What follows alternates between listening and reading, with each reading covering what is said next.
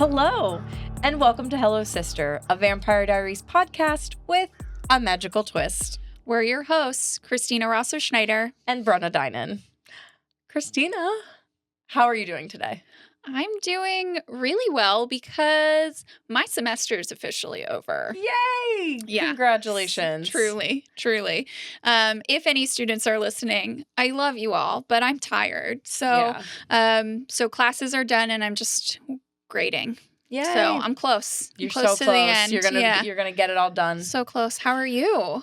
I'm good. I have been actually having a nice little lull in some of my day job stuff, which has allowed me to get some writing done, like personal writing done. So I've been feeling very grateful for that. We've just had some things just change in my HR job that we're just waiting on some things before we dive back into some hiring. Because that's what I do is I work in talent acquisition. So yeah, I'm just working on some new ideas and just trying to create a better writing practice, I guess. I love it. And I know you've been doing book edits too. So I've been doing book edits. I'm hopefully also finishing those soon so that I can work on a different book's edits and then maybe actually start working on something new. I know. It's the writing process. It's a lot, isn't it? It's just so much. And it's definitely something that I feel like it is a practice, right? Mm-hmm. It's a practice. And a lot like us doing our podcast. Like there has to be some structure to get it done. So yeah, absolutely. All right. Well, before we get into our episode, let's talk about a little bit of housekeeping. We've been including this at the top of the episode these days just because we've had people ask and about just maybe ways you could support us. We at this juncture don't have like too many like things to dig into to like support us yet. But if you are liking our show and are enjoying it, definitely consider sharing with your friends if you haven't already. Or if you're talking to some random person on the street that you learn likes Vampire Diaries at a party, at a bar, I don't know, wherever you're meeting someone and you somehow that comes up in topic, tell them about the podcast. We'd appreciate it. You can also leave reviews on any of the podcatchers that you listen on or on YouTube as well. If you're not watching YouTube, definitely recommend just for the facial we're cute. One, we're cute. Two, we just are very silly with our facial expressions, and you can kind of see when we are because we both listen to our podcast like without sound, without visuals. So when I know that we also have the video component, it's worth it if you want to just see some reactions in real time. And sometimes we dress up, right? Yeah. We will in the next episode definitely be dressing up. Oh, so, yeah. I was gonna love a theme. I was gonna ask if we were gonna do that, and now I know. Oh my goodness. But also if you're like, hey, I have some dollars to spend. Since we don't have a Patreon, you can go support a novel idea. Buy books at Christina's shop. You can, if you're not in the area, you can always order online through them. They can ship anywhere. So that would be a great place to, support, a half of our small family business. So thanks. And anything else? Just to remind you about our social media. So we're on Instagram and Threads at Hello Sister Podcast. And you can also email us at any time at hellosisterpodcast1864@gmail.com. All righty. Well, here we go. Let's get into episode 11.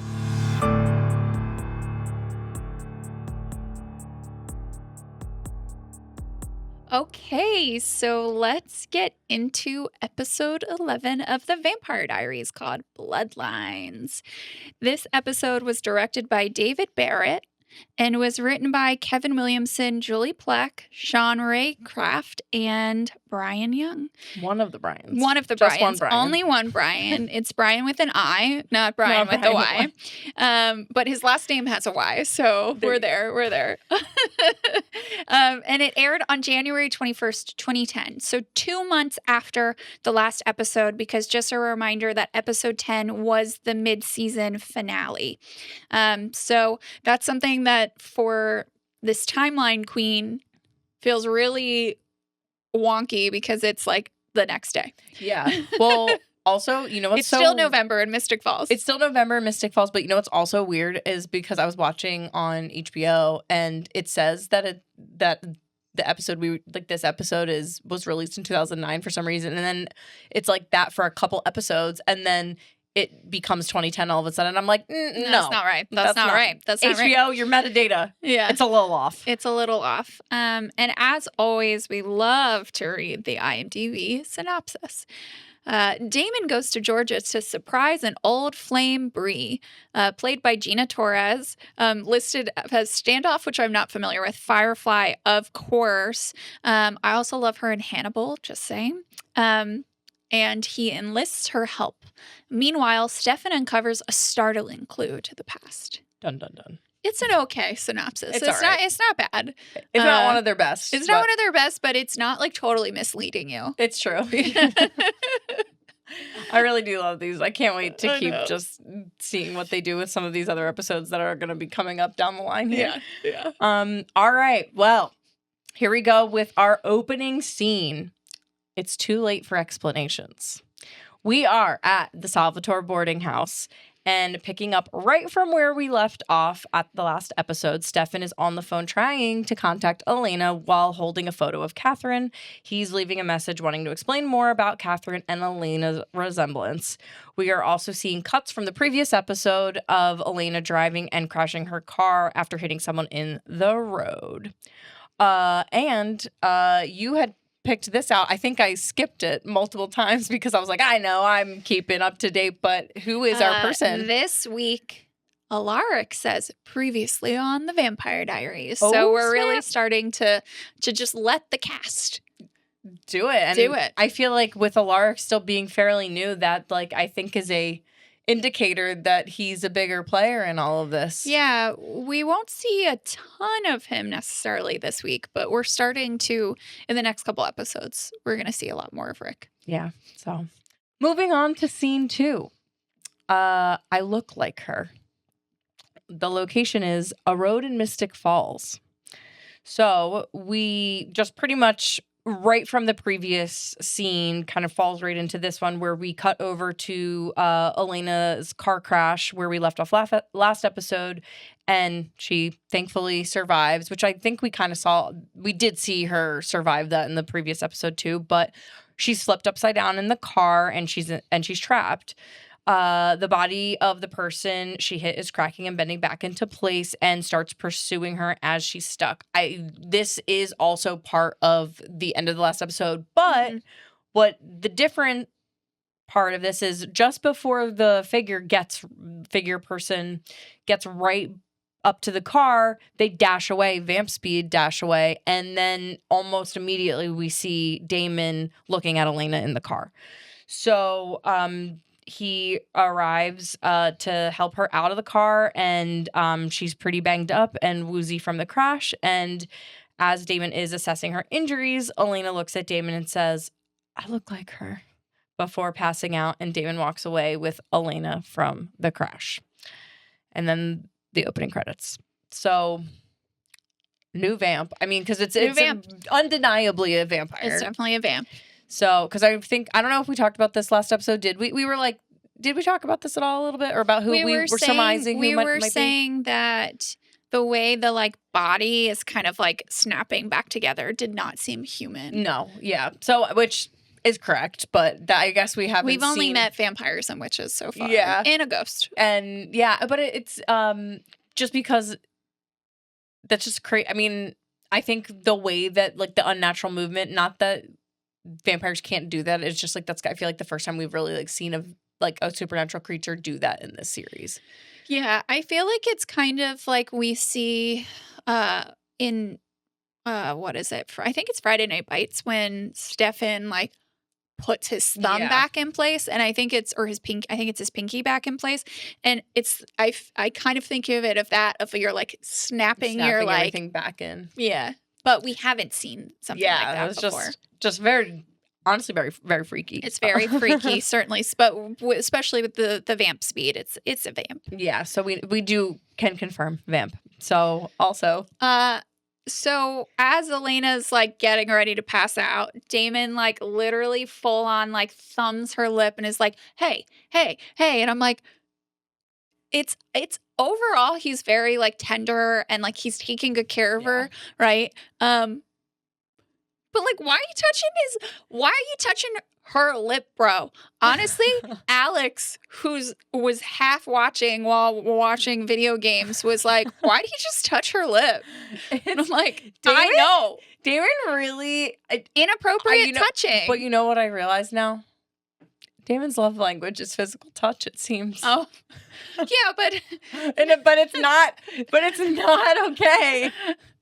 He has to know that that's not everybody's love language. It's not everyone's love language. You can't just touch people. So that's weird. I'll also say it's just so sad when Elena's like, I look like her. Yeah. She also was so sad. Like, it's so I'm just thinking of this because the scene's kind of just flashing in my head when her just like the way that Nina Dobrev, like when she's trapped in the car and she's like, Damon, like, and she's just like so like worried, but then it's a familiar face, probably the worst familiar face for her. I mean, because he's not been good up to this point, but I mean, he's helped out in a few scenarios, but the relief of her like having somebody that knows her to get her out of that situation was like just very, very intense. Yeah, and car accidents are obviously traumatic for her too. Yeah. So there's a lot going on. And I will say the acting in that moment, and then when she does pass out, Nina Dobrev does such a good job of like her whole body is limp. Yeah. You know, we just like see like the dangle arm, you know. She's really she's putting in the work. She's doing a great job. So we'll move into our next scene. Dear Diary, I drove a stake through its heart. And we're at Alaric's house, apartment, whatever it might be.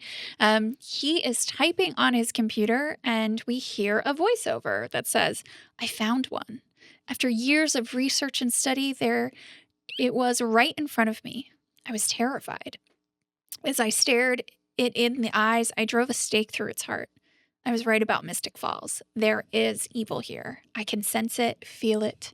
It's everywhere. And then he starts getting ready for his day, and the voiceover continues, and the camera pans to a photo of a woman with dark hair and bangs who we can assume is his deceased wife that he's told Jenna about. Dark hair and bangs. What a good combo. Just kidding. I just had to point it out. I love it. It is a good combo. It is a good combo. But I like that we're opening the scene with like Alaric seemingly documenting this. Like it does like read that way, right? Mm-hmm. Like that he might be like typing it in 2010, blogging maybe. Maybe. I don't know. Did he have a Zanga? That's a little after Zanga's time, but he's like documenting this, and I just kind of like that it's a twist on just how like we get those monologues, like the diary monologues from Elena and Stefan. So fun. Yeah, and we don't see he doesn't get a ton of screen time this episode, but this, and then we'll see him again at the end of the episode, and they're important moments. Yeah. And so I think that's also why we got his voiceover, and then he's doing like at the beginning, and now he's doing a voiceover here. I love that everyone has a journal. And also, I have to say, Rick, you may have been terrified when you killed Logan, but you didn't seem terrified. No. So, like, you know, he was fake it till you make it. Yeah, fake it till you make it. Like, Alaric just was out here, and he did everyone a favor by slaying Logan slumming it with Logan Slum Scumfell. Logan Slumwell. Oh no. Okay. It's breaded chicken Caesar. Slumming it with the breaded chicken Caesar wrap. Okay. Okay.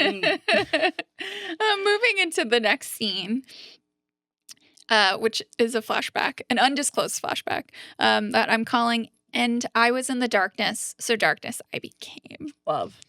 Because Florence and the Machine's Cosmic Love, iconic, is playing as we move to an Alaric flashback, panning over from the photo of his wife.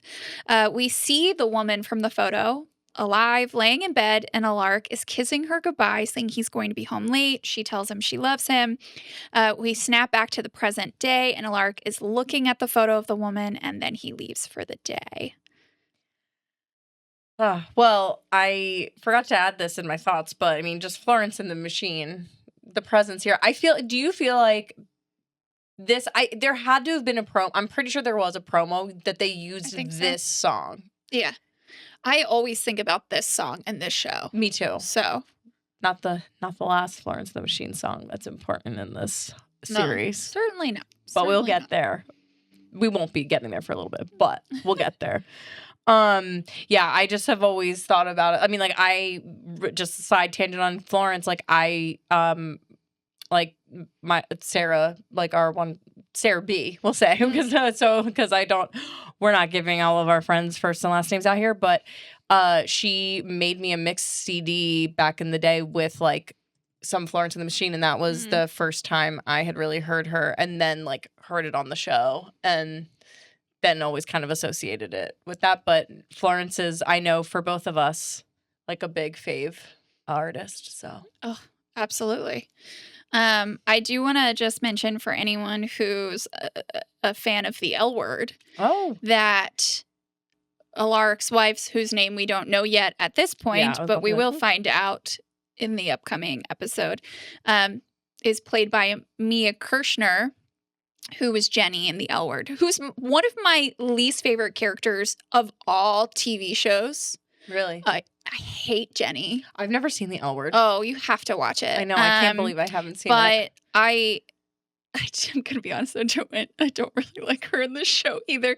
It's not her. She does a great job, but she just tends to play unlikable characters. That's fair. That's fair. But I was like, I remember the first time I watched this, you were like, oh. I was like, Jenny. No. You're like, damn it.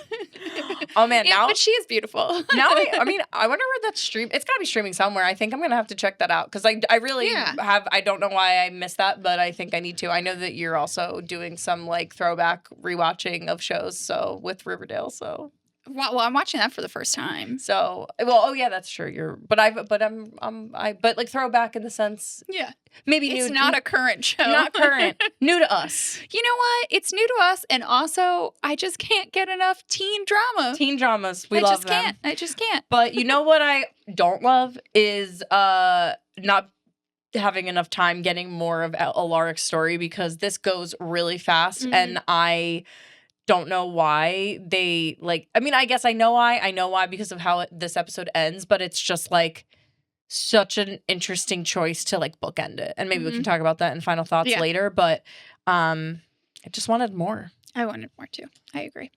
Okay, so moving right along, our next scene. You were so much more fun when you were asleep. And we are on the road in Georgia.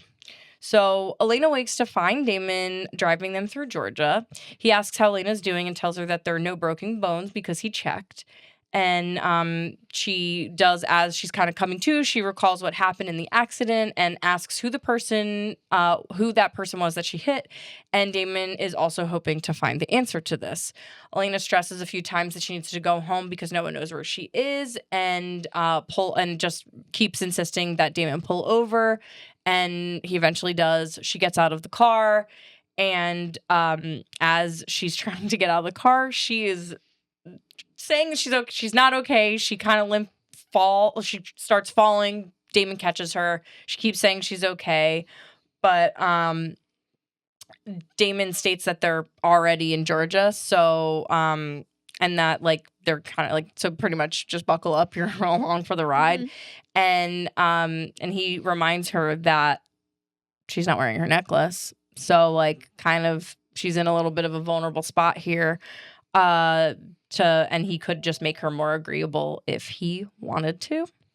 And she is, of course, disgusted by this because she, one, recognizes that she absolutely is vulnerable in this moment, but two, like annoyed that Damon's pointing it out. And then the phone rings, and we learn that Damon has confiscated Elena's cell phone, and Stefan is calling again, as we had seen in the beginning scene, and Damon answers. He starkly tells Stefan that Elena's with him and that she's okay, and Stefan walks over to talk to Elena. Wants to talk. He says that he wants to talk to Elena, and Damon hands the phone to her, but she says no, and Damon relays this. Flustered, Stefan threatens Damon about touching Elena, and Damon just says, "Have a good day now," and hangs up. And Stefan, we kind of cut over to like Stefan at home, and he throws his phone and picks up Elena's necklace. And then Elena once again asks if they can go home, but Damon says they're almost at their destination to a little place outside of Atlanta, and he urges Elena to step away from her life for 5 minutes. And she asks if she'll be safe if she goes with him, and asks him to not mind control her. He says yes, but so I guess yes to not mind controlling her, but she also asks if she can trust him, which he does not respond to, and he just asks her to get back in the car. A lot of like back and forth with these in this scene. So thoughts. My first one is, I feel like Elena says yes pretty easily. She doesn't put up much of a fight. No, like really. She's just like, okay, like it was really like twist my arm, sure. Like, I don't know. Yeah, I agree. Let's be honest, this girl's concussed. She is. And it doesn't, I mean, she still has the cut on her forehead, so it's not like Damon gave her vampire blood. Yeah. So she's not necessarily thinking clearly, so I guess we can make the argument for her, but it does still feel too easy. Yeah. And regardless of what's going on with Stefan, like, she doesn't have her necklace. She is with the dangerous brother. And like, what about her family and her friends at home who will be worried about her, you know? Absolutely. And I have to say, I do love that Damon points out her rookie move of taking off the necklace. Hopefully a mistake she doesn't make moving forward, because my goodness. I know. So Brenna, speaking of road trips, have you gone on any memorable road trips? And if so, where to? Ooh. Hopefully you weren't kidnapped and I was not concussed. But... Kidnapped. I feel like the one that always just kind of stands out to me is a time where some friends and I, like, we drove down to Florida because like one of our friends, a friend named Matt, who is not in this episode. Not Matt Donovan, but a friend of ours named Matt, he won like a raffle for like a beef and beer, and it was to like a week-long stay at a condo down in Florida. And so like 6 of us went. Like Jen was there, TJ was there, Jared was there, but we just drove. I mean, Jen, TJ flew down to meet us because I think Jen was literally graduating from college, and then they had to meet us down there. But the ride down was really fun. I was working in New York at the time, so I took a like overnight megabus into 30th Street Station, and then they picked me up in the car, and we drove down to Florida. Wow. It was crazy. I was okay with, like, I was relieved of driving duties because I was definitely not in a state to be able to drive because I had already come from New York. But yeah, just the whole time, just stopping at all the little spots along the way. Like we stopped in Savannah, and I know that's a fun place that you really like. I love. And where else did we stop? I'm trying to think if there were any. We did south of the border. I think we maybe also did a Cracker Barrel at some point. Why not? And just driving up, or from north to south was really cool. And then we had a really fun week at the beach. So I love that. Yeah. So what about fun. you? Well, I love a road trip. Alex and I with the dogs like to go pretty much everywhere. So we've, in the last few years, we've driven to Maine with the dogs. We've where we did a little like rest stop in New Hampshire. We went to Savannah, and we stopped in North Carolina to see family. when you got married this past year, we went from the Poconos to Charlottesville, Virginia to celebrate our wedding anniversary. And then we went to North Carolina for a wedding. So we're always kind of doing stuff like that. And they're, it's fun. I like traveling with the dogs and having some, even though I have some anxiety about being in the car. Yeah. It just, I'm less anxious when I have my babies and we can control when we're leaving and when we're getting there and everything like that. It's funny that the road trip, memorable road trip moments, the one I'm thinking of is what was almost a road trip, but it didn't end up being a road trip. So the first time I went to New Orleans was for Jazz Fest in 2015. And I went with my best friend from college, Megan. And so she flew from Maine to Philly and was just hanging out while I was finishing my last couple days of the semester for grad school. And then we were going to leave in the middle of and I also was working. So I had class, was working, and we were going to leave in the middle of the night and drive 16 hours to New Orleans. Oh my goodness. We also only had 4 to 5 days total. Yeah. That she had off that we could do this. And my parents, I don't remember how it came up, but they found out about the trip and they were like, you guys are insane. You are not going to spend 40 hours in the car for a day. And so they offered to pay for us to fly. Oh, that's nice. So we flew down to New Orleans and then had 3 nice days there. That's nice. But I just and we also hadn't planned for the road trip at all. I didn't have a route picked out. We hadn't bought food.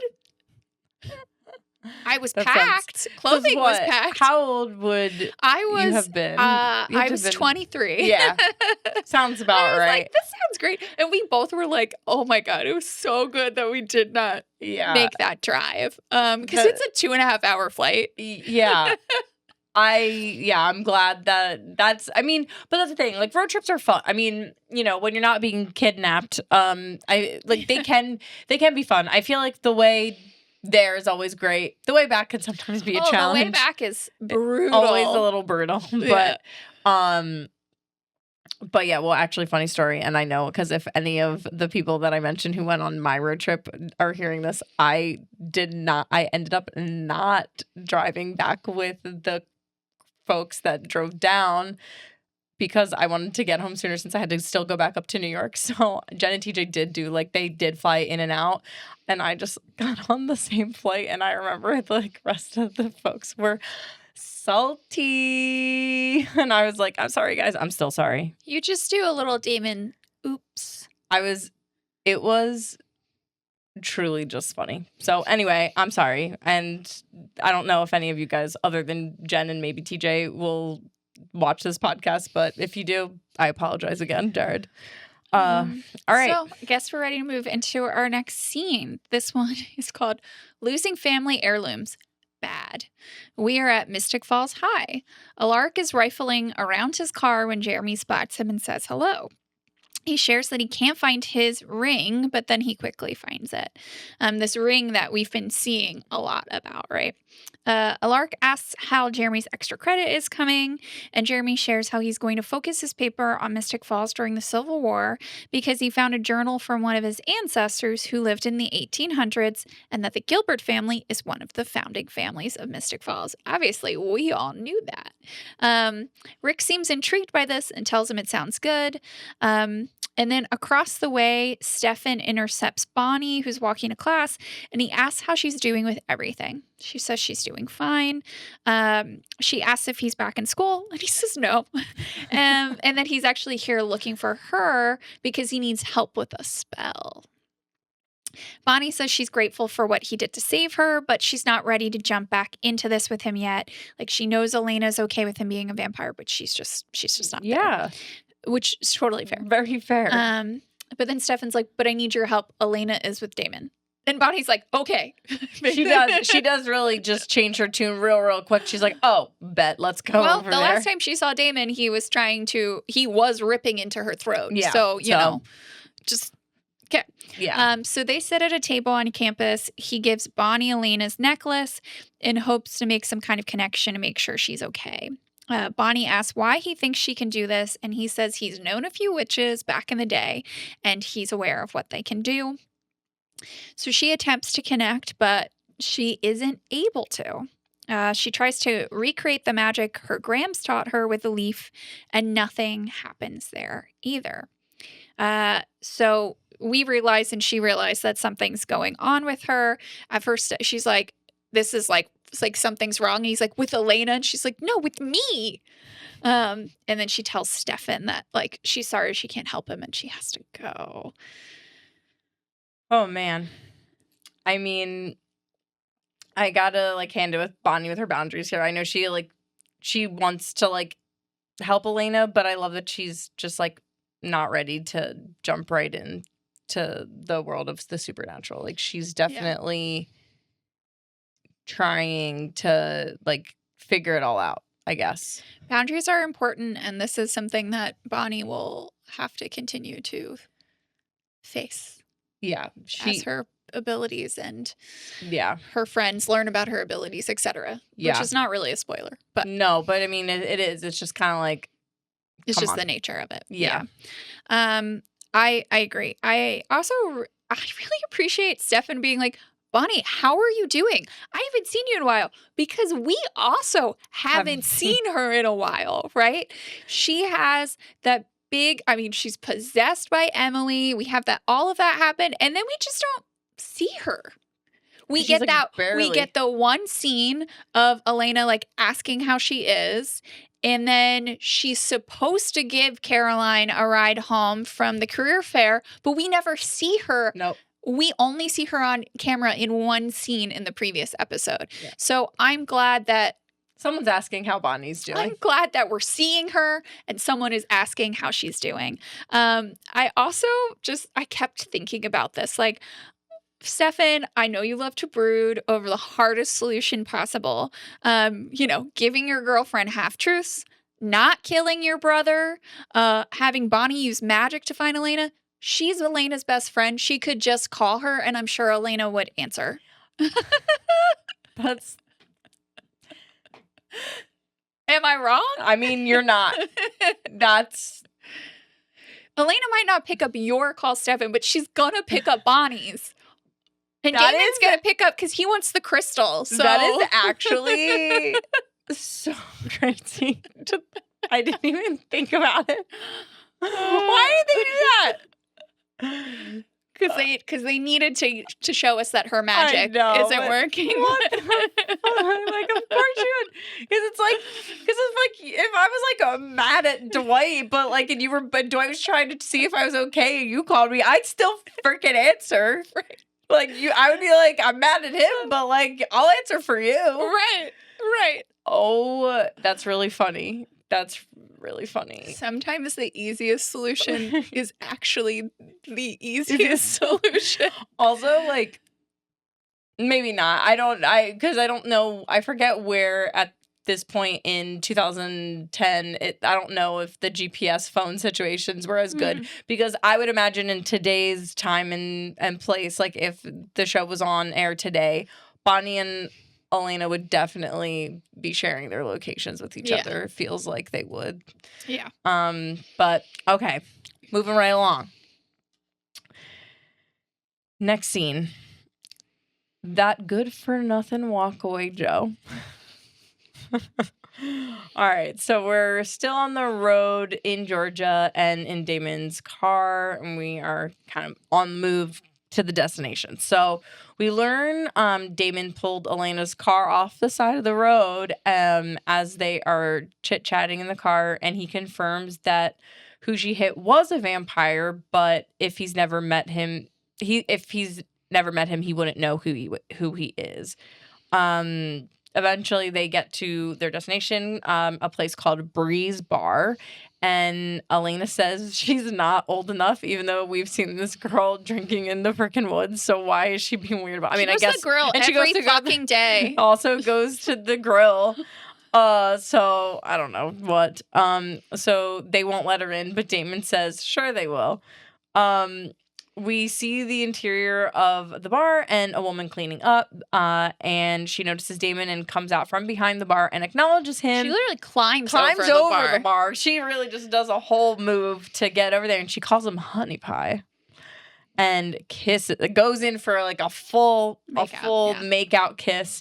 Elena's confused, and what I love about the shot of this is like her in the it's like them in the foreground and her in like the kind of blurred out in the background, but you can still see like Elena's face just being like it's pretty great. And then we like go to a quick like commercial break, but we pop back up and we're still in the same scene. So at the bar, Bree is now pouring shots and telling the bar lore about or just the lore about her and Damon. Oh yeah, the like she's announcing this out to everyone, right? So she's kind of just speaking aloud to all who can hear about her and Damon and how he like broke her heart and all this other stuff, and all chances of happiness, just a lot.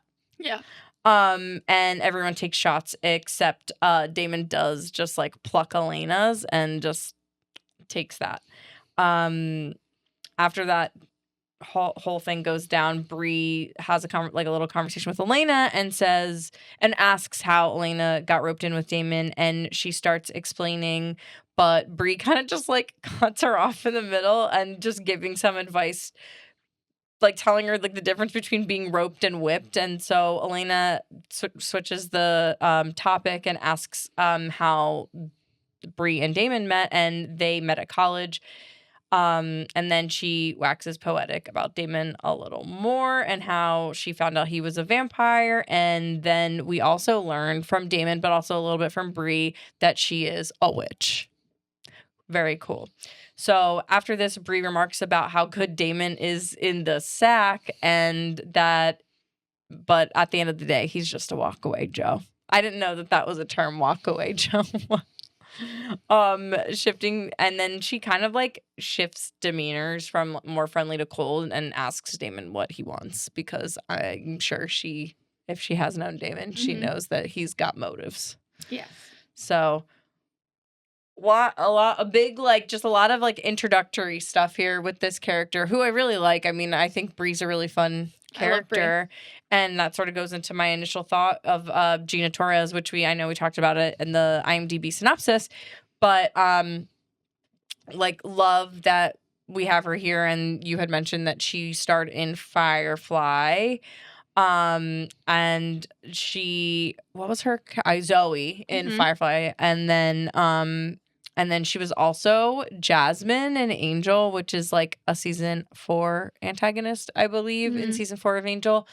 So just fun to see, her. I love her in these.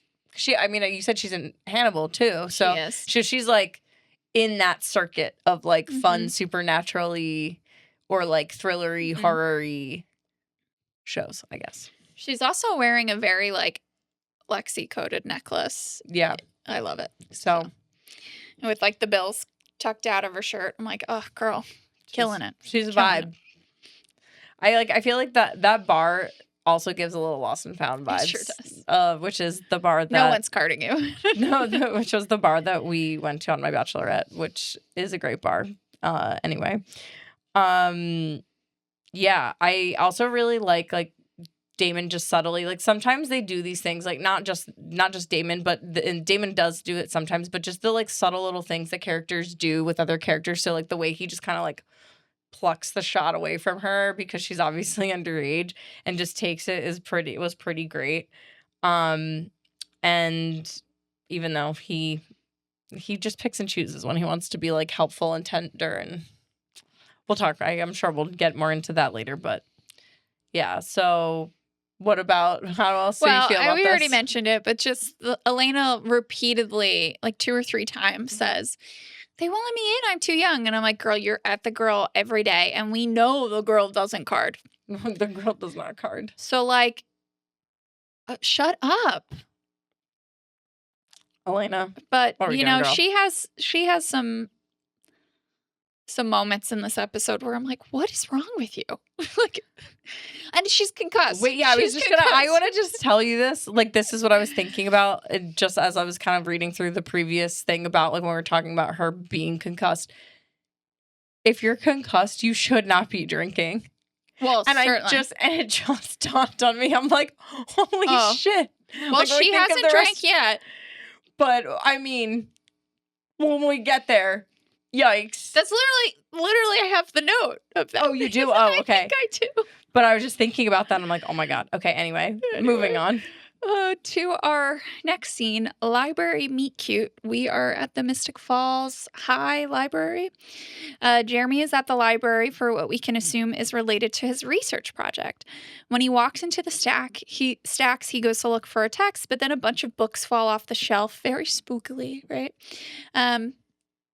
And then a young woman comes around the corner to apologize, saying that she was struggling to get a book out from the other side. She asks if he's okay, and he says he's fine, and they do the standard kind of meet cute of both going down to grab the fallen book. They bump heads. She introduces herself as Anna, and then he introduces himself.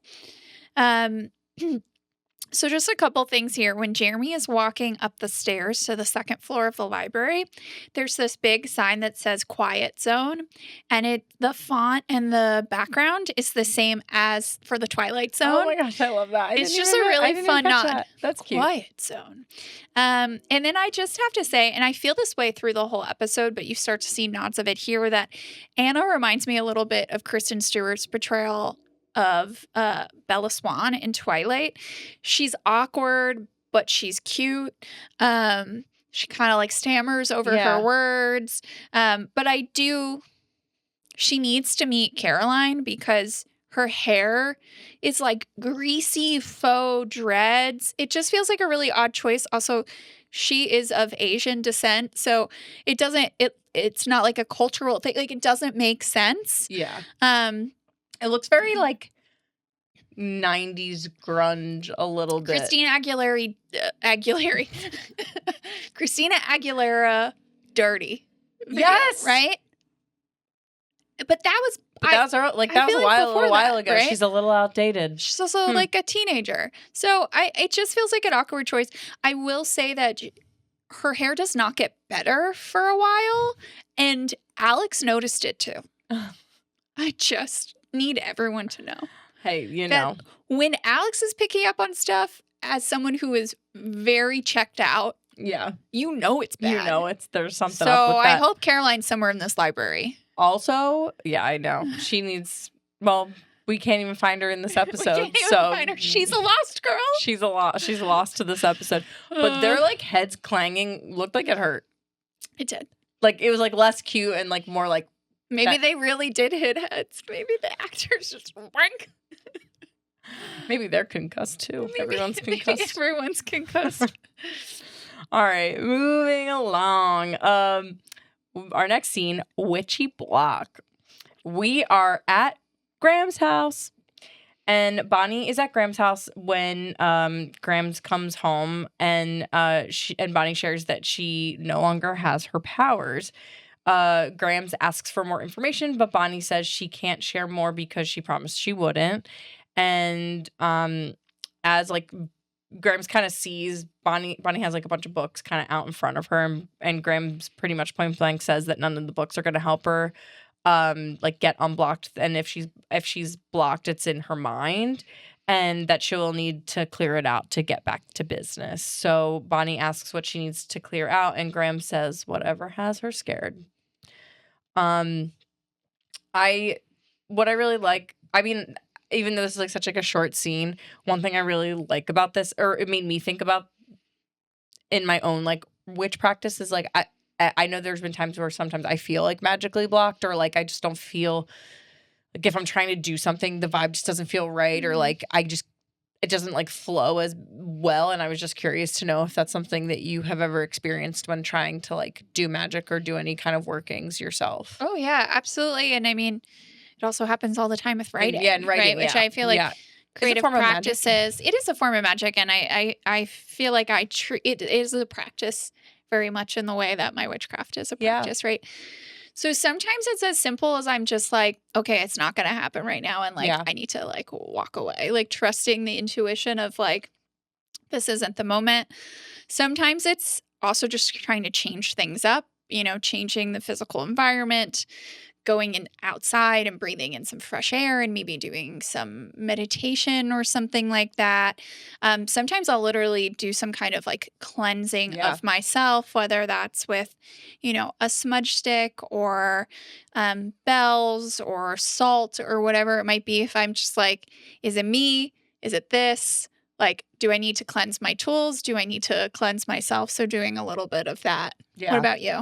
Yeah, I definitely like I just like I'm very I know we're both pretty intuitive people, but like I have like just like when I'm like trying to like actively doing some kind of working and I'm just like and I know the vibes off, I'm like okay, well maybe it's not today. Like and sometimes it's and kind of going back to how when we were talking about like the comment and sometimes like you want to do certain magical workings on like a specific day because for like the potency of it all.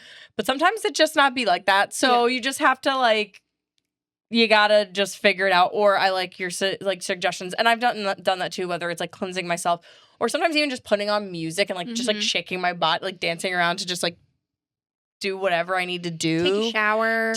Anything to just like change the whatever vibe feels off. Because when and the way I know that and the way that I know when I feel blocked magically, it's because I know what it feels like when I'm vibing with it. And I know that there is an energetic difference on when I like know that something's really working. Yeah. And one place I do find with blocks that I approach writing slightly different than my magical practices is that like sometimes when I'm feeling blocked or things just aren't like moving and grooving with writing, I'm like, yeah, but like you have to like tough it out. Like you have to work through it. You have to push through it. Excuse me, but like sometimes, but like I don't feel that way with magic. I'm like, no, it's not. Yeah. It's the timeout. Maybe revisit it tomorrow. Maybe revisit it next month, like whatever it is. But with writing, I'm like, and that I think is where the intuition piece comes in. If sometimes I'm like, oh, it's not going to happen today. So just like close your laptop and walk away. Yeah. Or it's like, no, you just need to push through, kind of thing. Yeah. And I feel like you're right. For writing, it does feel sometimes you just gotta, even if you get like 3 words in an hour, like that's it. Like but you're still doing it. You're still just trying to get it out. But yeah, so I was like, that's kind of because that is a real thing. I mean, and for anybody else out there, whether you're a magical practitioner, a writer, or there's some other thing that whatever flow state you get into, I think everybody experiences those blockages. And so it was like interesting to try to like think about it in that way. Yeah, no, I love it. So moving into our next scene, Comet, Crystal, Spell. We are back at Bree's bar. Elena is on the phone with Jenna, apologizing for not getting back to her about not coming home last night. And Jenna asks why she didn't call. Elena lies and said she was tired and fell asleep at Bonnie's. Jenna asks if she's okay, and she chalks it up to Stefan. Inside the bar, Damon is talking to Bree about trying to open the tomb. And Bree understandably scoffs about it still being all about Catherine. We learn that Bree has attempted to help Damon open the tomb 20 years ago and was unsuccessful. She says the steps needed were Comet, Crystal, and Spell. Without the crystal, she says that Emily's spell is absolute and he won't be able to get into the tomb because he does tell her that he currently does not have the crystal. Man. All right. Moving right along. Bonnie's day gets ruined. And we are at Fells Church, the Fells Church ruins. So, Bonnie is back in the woods, back at Fells Church, in the ruins, which actually looks so different, by the way, from like the last time. Like the light is just kind of like dripping totally through. Different. It feels like a different set. I don't know. It might be, but like anyway, but it looks really nice. But she obviously goes there. That's the last time she has done a big magical thing when Emily was inhabiting her body. She tries doing magic, but is still stifled. And then she kind of just hears some creaking and she's looking around and asks if anyone's there. And oops, she falls into the ground and she's at where we are gonna. It's the tomb, right? Like, so. This is why we don't go places alone. Yeah. None of our characters should go somewhere alone. Period. No. But especially our girlies. No. Especially when your magic's not working. Especially when your magic's not working. And again, dare I say, especially when you don't have vervain. Okay. Our next scene, eavesdropping and concealing phone calls. We're back at Bree's bar. Elena is outside of the bar and sneakily answers her phone. Damon, though, with his vamp hearing, notices that she's talking to Stefan. Elena accuses Stefan of lying, and he asks to wait, like for her to wait until he explains, and is like, tell me where you are. I can come and get you. And she's not having any of that. She wants to know how she's connected to Catherine, and he says he honestly doesn't know. She is frustrated by this non-answer, understandably, and she ends up hanging up on him. When Elena turns around, Damon is behind her, of course, and he asks if she's okay, and she tells him to not pretend to care because she knows he's gloating about her and Stefan being at odds. Inside the bar, while the two of them are talking, we see Bree go to call someone on the phone and disguises the call so Damon won't overhear it with his vamp hearing by running a blender. She tells the person who's on the other end, you'll never guess who walked into my bar. So a couple thoughts about this. First off, Stefan, you just gotta say your piece. This whole wait until I'll explain everything. I'm like, you have said that so many times. This is not the time for belaboring this. You just gotta tell her. And I love how sneaky Bree is, and that she might not be as Team Damon as Team Honey Pie as we thought. Yeah, I mean, just very interesting work on that front. But the mechanism of using the blender to obscure the vamp hearing, very solid stuff. All right, on to our next scene. Bonnie gets spooked by a pentagram, and we are back at Fell's church. So as we said in the previous scene of Bonnie, she fell down and she's in that area of the ruins, which again, I guess we do later in the later scene do find out, I think we can just say it is the tomb, but it's but she's at this point a little disoriented because she just fell. She also might be concussed. She's definitely concussed. She's bleeding on her head. Wait, I literally have the note. Why are all of our girls getting concussed in this episode? Because I went through these and I didn't see some of the notes, but it's I'm having these realizations. Why was I literally watched this episode multiple times and am coming to certain conclusions, being wait a minute, and then you're I literally have that note, and I'm You're doing great. I'm doing great. But I'm damn, they really are truly all concussed. She also has to move a stone off of her body. I'm do you also have internal bleeding? Yeah. Well, it's last episode. Was it last episode? No, what was 2 episodes ago when everyone was crying and now everyone's concussed. It's fine. Yeah. But then I feel the fall is scarier than happening upon a pentagram, in my personal opinion. A door with a pentagram on it. I know. It's just, that wouldn't be I don't think that's what would make me scream. No, especially a sign that I'm certain at this point, because she's been studying and training with Grams, is aware of what that is. Yeah. But we found the tomb. We found the tomb. And as you can see, I really looked really deeply into our notes and some of the thoughts because I keep saying them before we talk about it. I love it. It's working for me. It means we're in sync. Yeah, we're in tune. So our next scene, Can I Trust You? We're at Graham's house. So Stefan walks up to Graham's house. She answers the door. He introduces himself as a friend of Bonnie's and offers his hand to her so they can shake hands. Stefan says Bonnie's dad told him that she might be there. And Graham says she was, but not anymore. And Stefan asks where Bonnie went. Graham says that she doesn't know, but that he does. And Stefan is confused by this. Graham tells Stefan she told Bonnie to face her fears and that she's sensing that Stefan knows why Bonnie is so scared. She acknowledges that Stefan knows she's a witch and shook hands because he wanted her, Grams, to trust him. Stefan asks if she can, and she confirms that she trusts that Stefan will keep Bonnie safe. She says he should be on his way and that she won't invite him in, confirming that she knows he's a vampire. Grams is a straight G. Yeah. I mean, I love her. Just her whole demeanor in this scene. I'm like, yeah.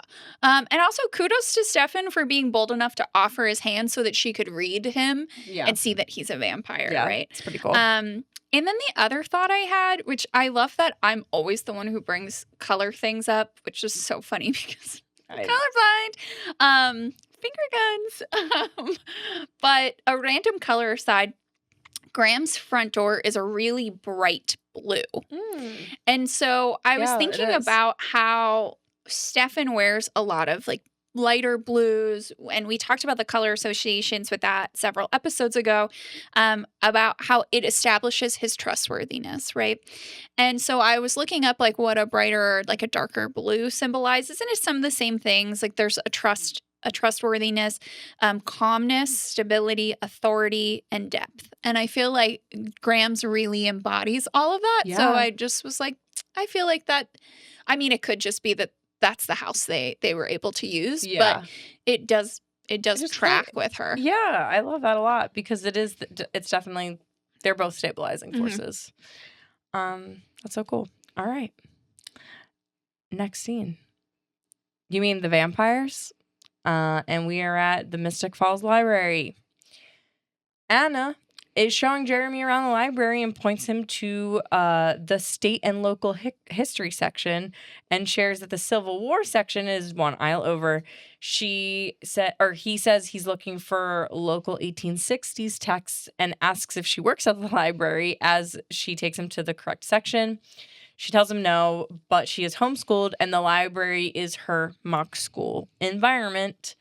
So we learned Jeremy's topic is the town's fear and hysteria surrounding the war and how it influenced certain writers of the time. And then Anna, as he gets that mouthful out, she goes, and I love this, and I feel like you as a professor definitely, this probably feels so real for you.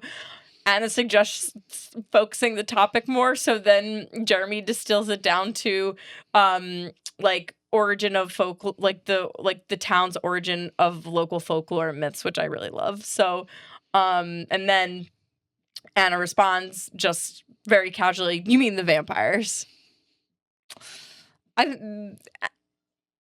Anna's sus. She's so sus. Why can't Jeremy like normal people? Because he's not normal? Yeah. He's just gotta be and not we love Vicky, pour one out. She had a rough go of it, but it's just he just definitely loves a little outcast. And that, I mean, yeah, he's also that way. So yeah, we'll see about that. Our next scene is called A Healthy Diet of Blood and Pickles. We are at Bree's Bar. Elena and Damon are eating burgers and fries, and she's asking him questions about Catherine and if being descended from her makes her part vampire, which is another question where I'm like, Elena. That is actually a stupid fucking question. That is. She knows how someone becomes a vampire. That is part vampire. Right, what? To be is fair. That 1/8 Cherokee? I am. That's not how I'm actually 1/36 Cherokee. It's even smaller than that. But I just can't with her. I mean, can't. Again, she's concussed. She's concussed. Hashtag concussed. But come on, girl. That is not how vampires work. No. Damon says no because vampires can't procreate even though they like to try, which Elena rolls her eyes at. He says if they were related, it would mean Catherine had a child before she was turned. And he's like, that didn't happen. All I'm going to say is Damon it's already been proved that Damon didn't know Catherine as well as he thought he did. So I'm like, Elena exists. What do you think? Elena goes on to ask if Stefan was trying to replace Catherine with her, and Damon says that he thinks it's kind of creepy. Which again, Stefan's not even still in love with Catherine. No. But, okay. He makes a joke at her for not liking pickles. He's like, oh, you don't even like your pickles? And he eats it. I also don't like pickles. I love pickles. I'll eat your pickles anytime. There you go. Then she asks him another stupid question. She asks how he can eat because he's dead. Didn't we go over this with frickin' Vicky? She was there at the table. Also, Stefan has had multiple meals with her. Can we forget? We'll never forget about his chicken parmesan. And his mozzarella. What are you talking about? You see him eat all the time. That is a crazy line. Crazy, right? She's also known them for months. He says as long as he keeps a healthy diet of blood, that his system operates pretty normally. So he can eat pickles and burgers and stuff. But I do think it's kind of funny that he's eating a burger and fries and pickle. I'm like, that feels like a lot. That's a heavy meal. It feels like a lot. It's a heavy meal for a dead guy, honestly. And then Elena questions if his nice act, if any of it's real, which that's not a dumb question, but it's dumb if you think he's going to answer. Bree interrupts by giving Damon a beer, and Elena then asks for one, and they cheers. So, yes, she is going to drink. Girls. Okay, first off, yes, of course, vampires can eat food. This is not Twilight, because they can't do it in Twilight. How could you forget about mozzarella? And also, girl, you are concussed. Do not consume alcohol. And by the time this episode is through, there's a lot. There's a lot. They do, Stefan goes through that a little bit with Vicky, does he not? Well, we learned that Vicky pees. Yeah.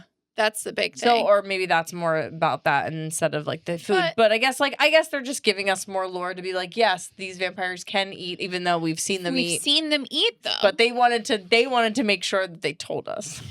There was a 2-month break. They had to remind us that maybe that is why. Maybe they were just hey, we have these guys, we need to remind them of the lore. Maybe. All right. Here we go. On to our next. Vampires are a metaphor for the demons of the day. And we're back at the Mystic Falls Library. Jeremy and Anna are sitting at a table discussing local folklore, with Jeremy saying there's no such thing as vampires, and Anna responds saying there's not a lot of documentation, but the stories have been told since the Civil War. She says her granddad told her stories and that his granddad told him. Jeremy responds to this by saying vampires are a metaphor for demons of the day. She asks who they are, and he says the Union soldiers.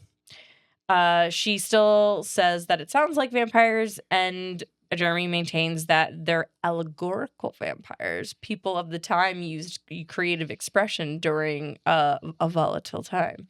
Anna compliments Jeremy on being smart.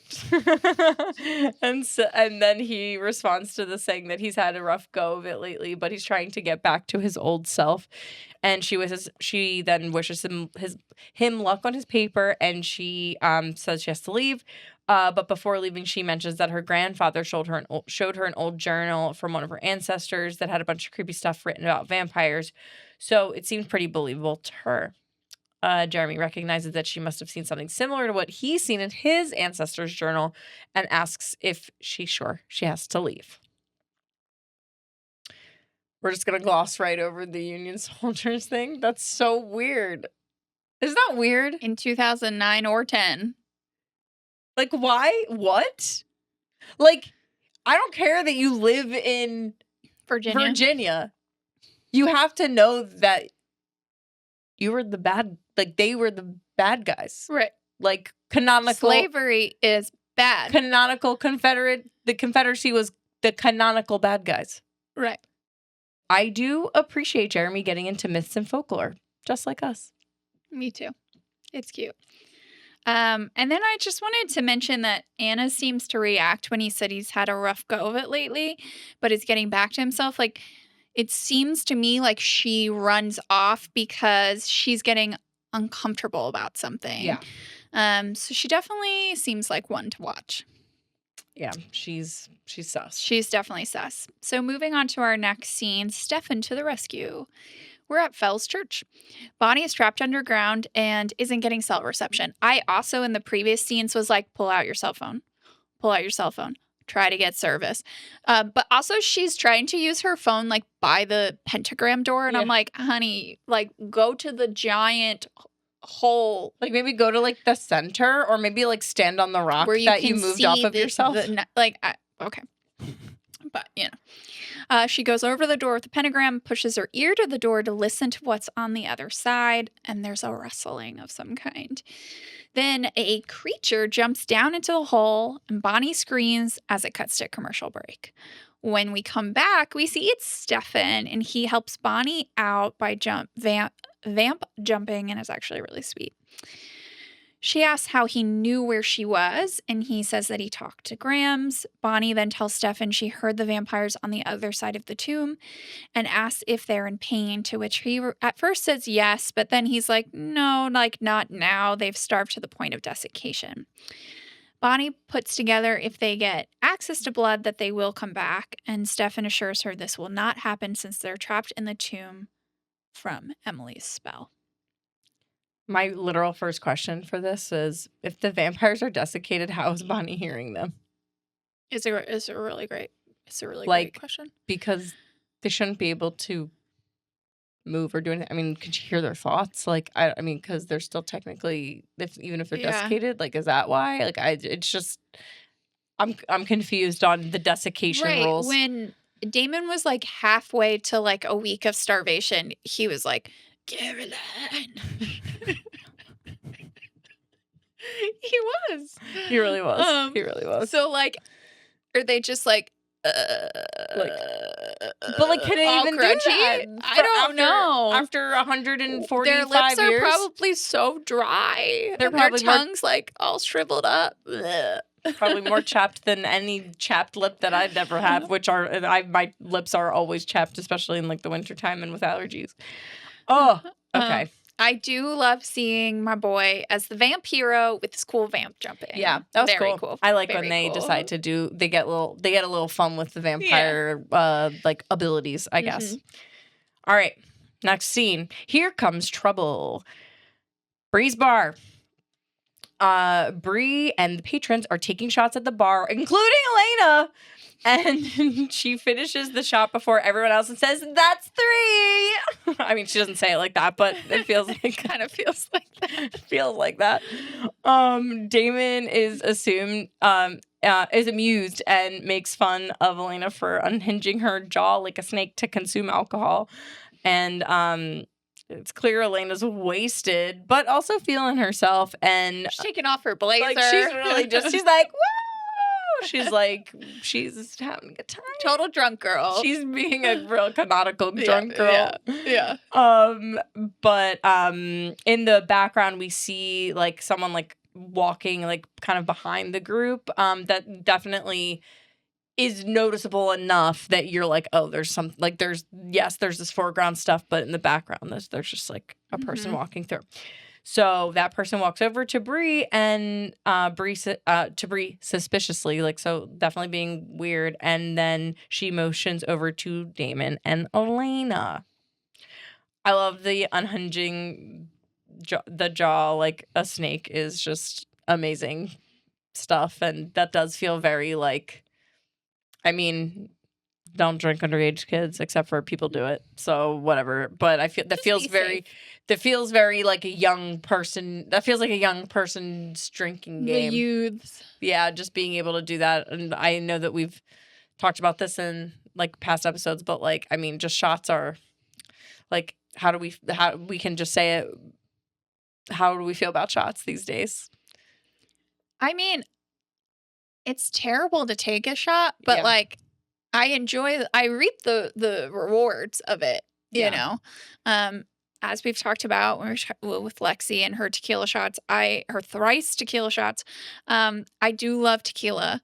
And it's not really for me a casual sip. Like it's either in a cocktail or it's a shot. Yeah. But, you know, when I was 21, I could do 10 shots of tequila in one night and I wouldn't wake up with a hangover. If I did more than 2 to 3 tequila shots, I'd probably dig my own grave the next day. I can't even take a shot of Fireball. Even though she super annoys me in this scene, I do feel some kinship to Elena in this moment because I was that girl in high school and college that was like, I mean, hopefully I wasn't that sloppy drunk that like more than a couple of times, but like when she's like, my tolerance is up to here, and I'm like, I've always had a high tolerance. I mean, I really am not being hyperbolic when I said I could do 10 shots of tequila, and that was like a normal night. And I remember at high school parties, I was like, yeah, I'll go shot for shot with whatever 6 foot tall guy. I always regretted it, but I could do it. Oh, well, see, I had the spirit of someone who could take 10 shots and then I would die. Yeah. And I would actually, what would happen is if I had taken too many shots, we would call it phoenixing, where I would literally fall asleep at a party or whatever, and then like randomly come back to life like a few hours later and just keep going. Wait, that really tracks. That really tracks. I love that. So they would be like, oh, she phoenixed. She came back. I love that. Okay. We'll move into our next scene now. I personally, I think this is one of the better titles I came up with. You helped with some of the titles, but this was one of the ones I came up with that I really liked. From Fright Night to Friend Zone. We're at the grill. We're back in Mystic Falls at the grill. Jeremy and Anna are playing pool, and Jeremy asks about Anna's grandfather's journal. She says she doesn't know where it is. Jeremy remarks on how weird it is that both of their ancestors kept similar journals. I agree, Jeremy. It seems suspicious, especially since we don't have a last name for Anna. She doesn't seem to be a founding family. No. Anna says that maybe the journals are based in a partial reality. Jeremy says that his ancestor wrote fiction. He then mentions the vampire films he's seen, including The Lost Boys. Anna is like, what is that? Is that a movie? Anna then proposes they have a fright night and watch a bunch of vampire movies. Jeremy agrees, but then he seems kind of uncomfortable, so she picks up on this. He explains that he recently got out of something and it's too soon for him to be dating. Anna awkwardly assures him that she meant as friends, and then she's like, I gotta go. Bye. This girl's... She's leaving situations faster than Stefan did at the beginning of the series. Okay, so a couple things. She's really pushing vampires on Jeremy and that trying to prove to him that they're real. Yeah. It just seems so intense. Yes. There's some thoughts I have with it when we get to the end of the episode, so I'll save some of those, but I'm like, girl. Yeah. Weird. And then, you know what? Snaps for Jeremy for being transparent about where he's at. Yeah. Yeah, I agree. I'm really proud. I'm proud of him. He's come a long way. We're proud aunties. We're proud aunties. We really are. We're right up there with Jenna, who is, I guess, at the end of this.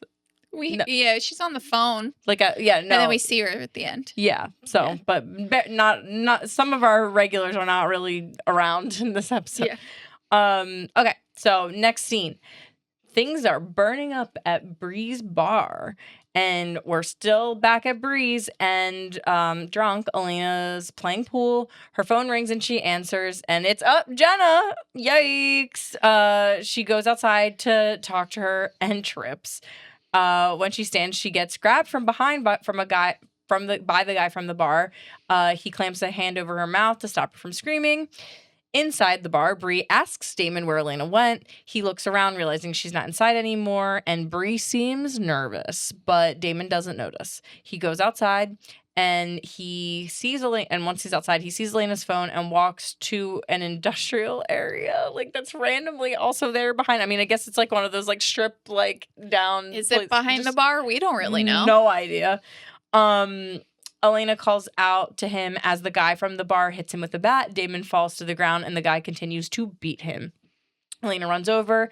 She stops when she sees the guy is, in fact, a vampire, and he's dousing Damon in gasoline. Damon asks who he is, and the vamp is upset that Damon doesn't know. Elena chimes in asking what Damon did, and he replies that Damon killed his girlfriend. And Elena realizes that that girlfriend is Lexi. And when he says the girlfriend went to visit Stefan and never came back. So this is the aforementioned partner of Lexi. Elena, putting everything together out loud, says that the love of Lexi's life was human, to which the vamp replies, if you want to be with someone forever, you have to live forever. Elena tries to talk him out of setting Damon on fire, and she tells him to be better than Damon. Then the guy picks up Damon and throws him against the wall, and Elena thanks him and said that he says he didn't do it for her, and he vamp runs away, and Elena goes to help Damon. Do we learn who this guy's name is? I forget. We don't hear it in the episode, but on like the transcript, and since I watched with subtitles, it says Lee.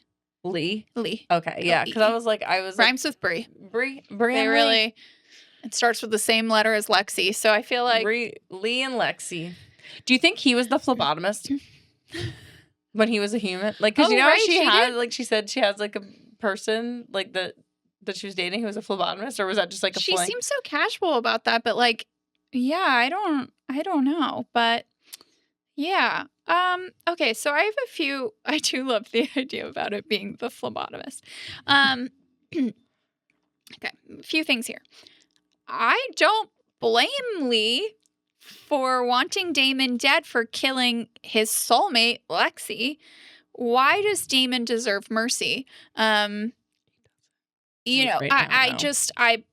think it's pretty reasonable to want revenge.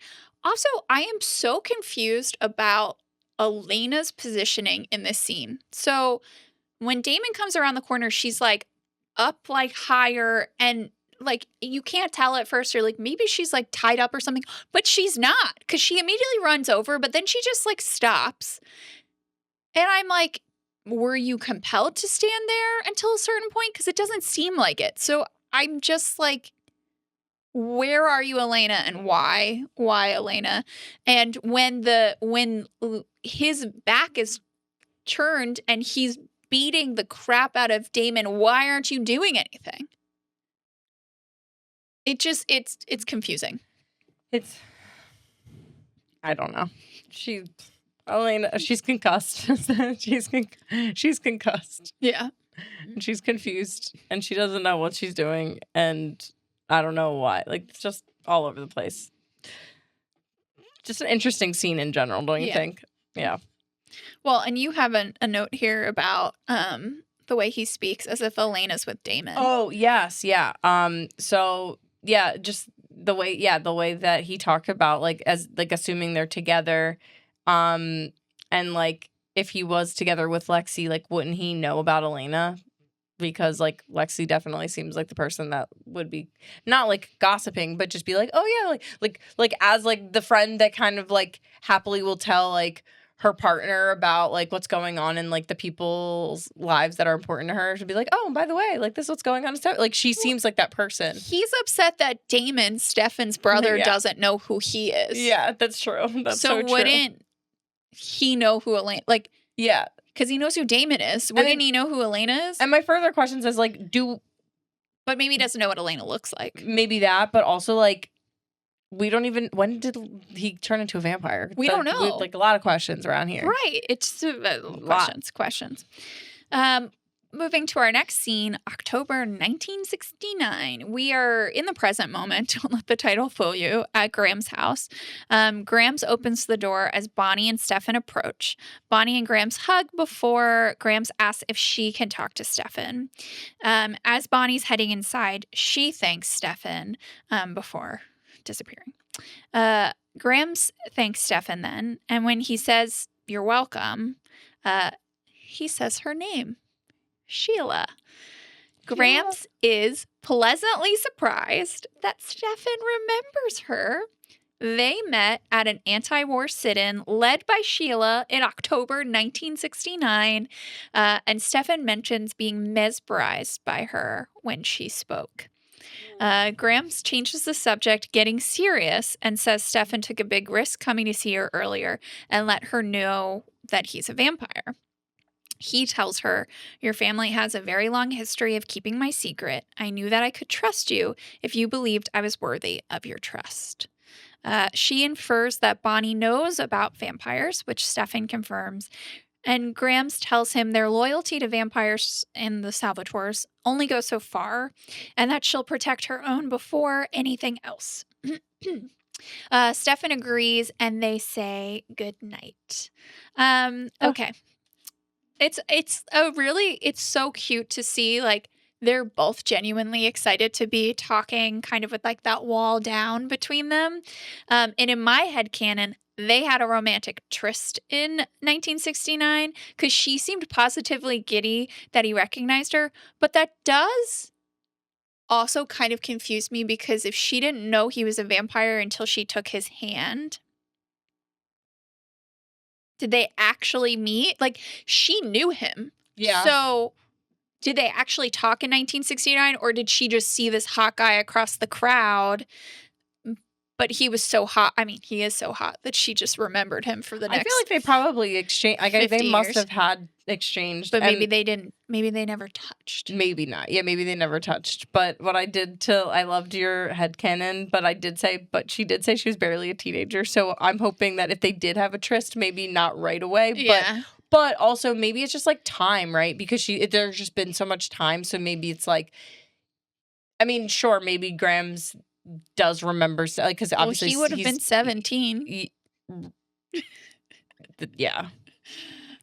Yeah, I mean, hey, listen, I don't know. She could have just been a kid who had a crush on him. She could Yeah. have.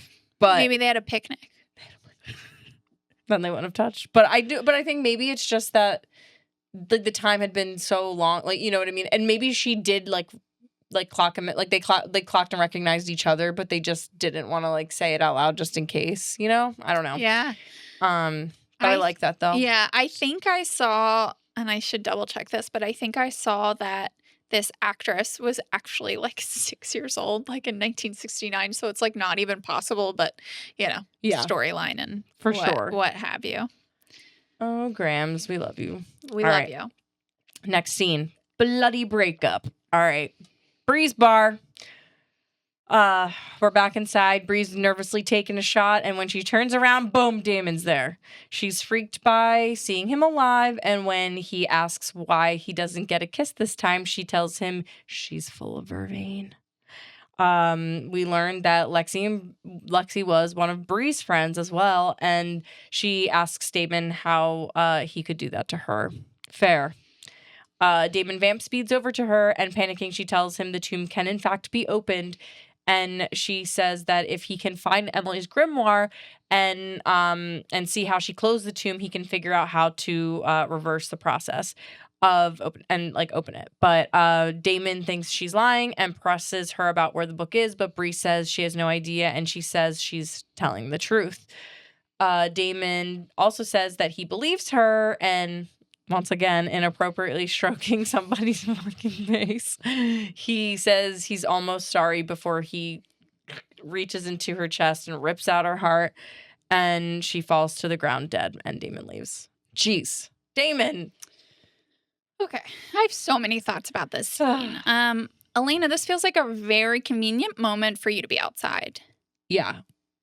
Also, you just argued for another vampire to spare Damon for ruthlessly killing a totally innocent vampire in that scenario. Yeah. And now you're somehow missing that he is doing the same thing, right? He is taking revenge on Bree when she wasn't the one actually killing him, right? She just called Lexi's boyfriend, and that's a totally fair thing to do. Yeah. So and when we get to the next scene, it just like really pisses me off.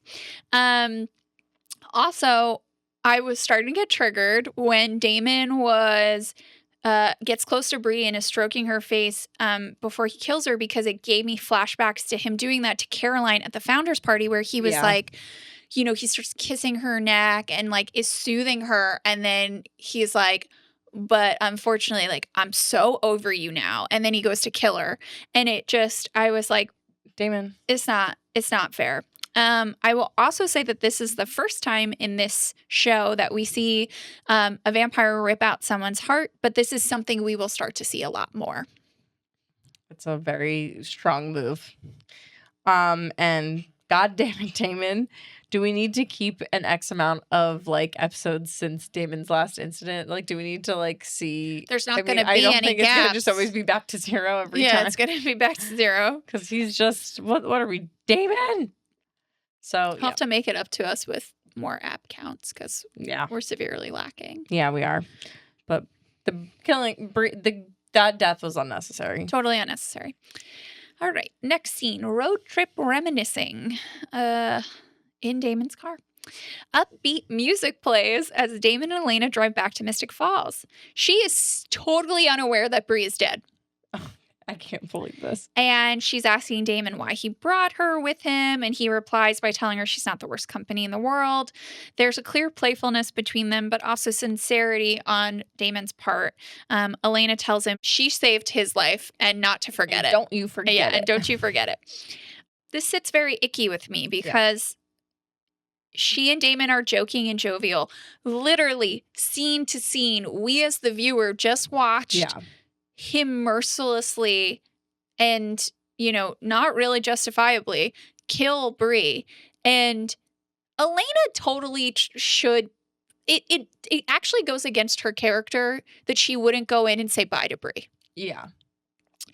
Also, she would, I feel like enough time has passed that we can't keep blaming her concussion, that she would, like, if Damon was like, let me hang back for a minute with Bree, I feel like Elena would be suspicious of that. So it feels really irresponsible, honestly, of the writers to do this to us as the viewers.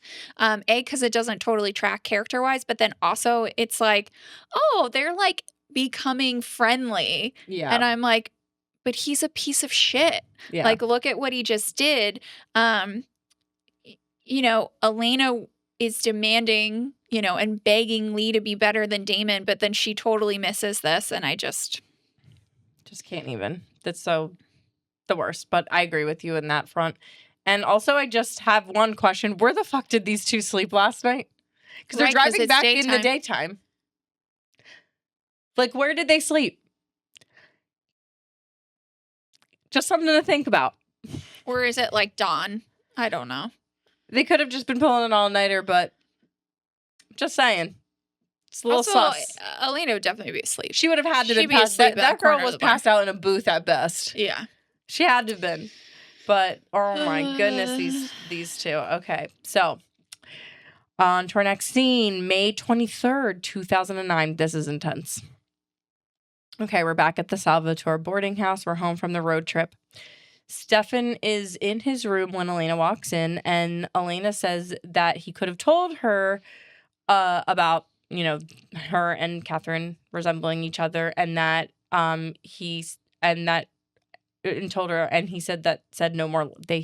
more lies. He says no more lies. He agreed there would be no more lies. They agreed no more lies, right? So okay. She then says how even though the truth about him and Damon being vampires and Bonnie being a witch is crazy, she can handle it. But she says this lie she cannot take, and she asks Stefan who she is to him. And Stefan says that she's not Catherine. She's the opposite of everything Catherine was. And Elena asks when she figured this out. He tells her before he met her. Mic drop. So she's understandably confused, and Stefan tells her on the first day of school wasn't the first time they met. He tells her they met on May 23rd, 2009, the day of Elena's parents' car accident. He tells her, every couple of years I come back here to see Zach and see my home. Last spring I was out in the woods by Old Wickory Bridge, and I heard the accident. All of it. I was fast getting there, but not fast enough. The car was already submerged. Your dad was still... He was conscious. I was able to get to him, but he wouldn't let me help him until I helped you. Elena starts crying and says no one could explain how she got out of the car. Everyone said it was a miracle. Stefan tells her that he went back for her parents, but it was too late. He says, when I pulled you out, I looked at your face. You looked like Catherine. I couldn't believe the resemblance. After that, I spent months making sure that you weren't her. I watched you. I learned everything I could about you. And I saw that you were nothing like Catherine. And I wanted to leave town, but Elena, I couldn't. I couldn't leave without knowing you. He has to know her. Has to.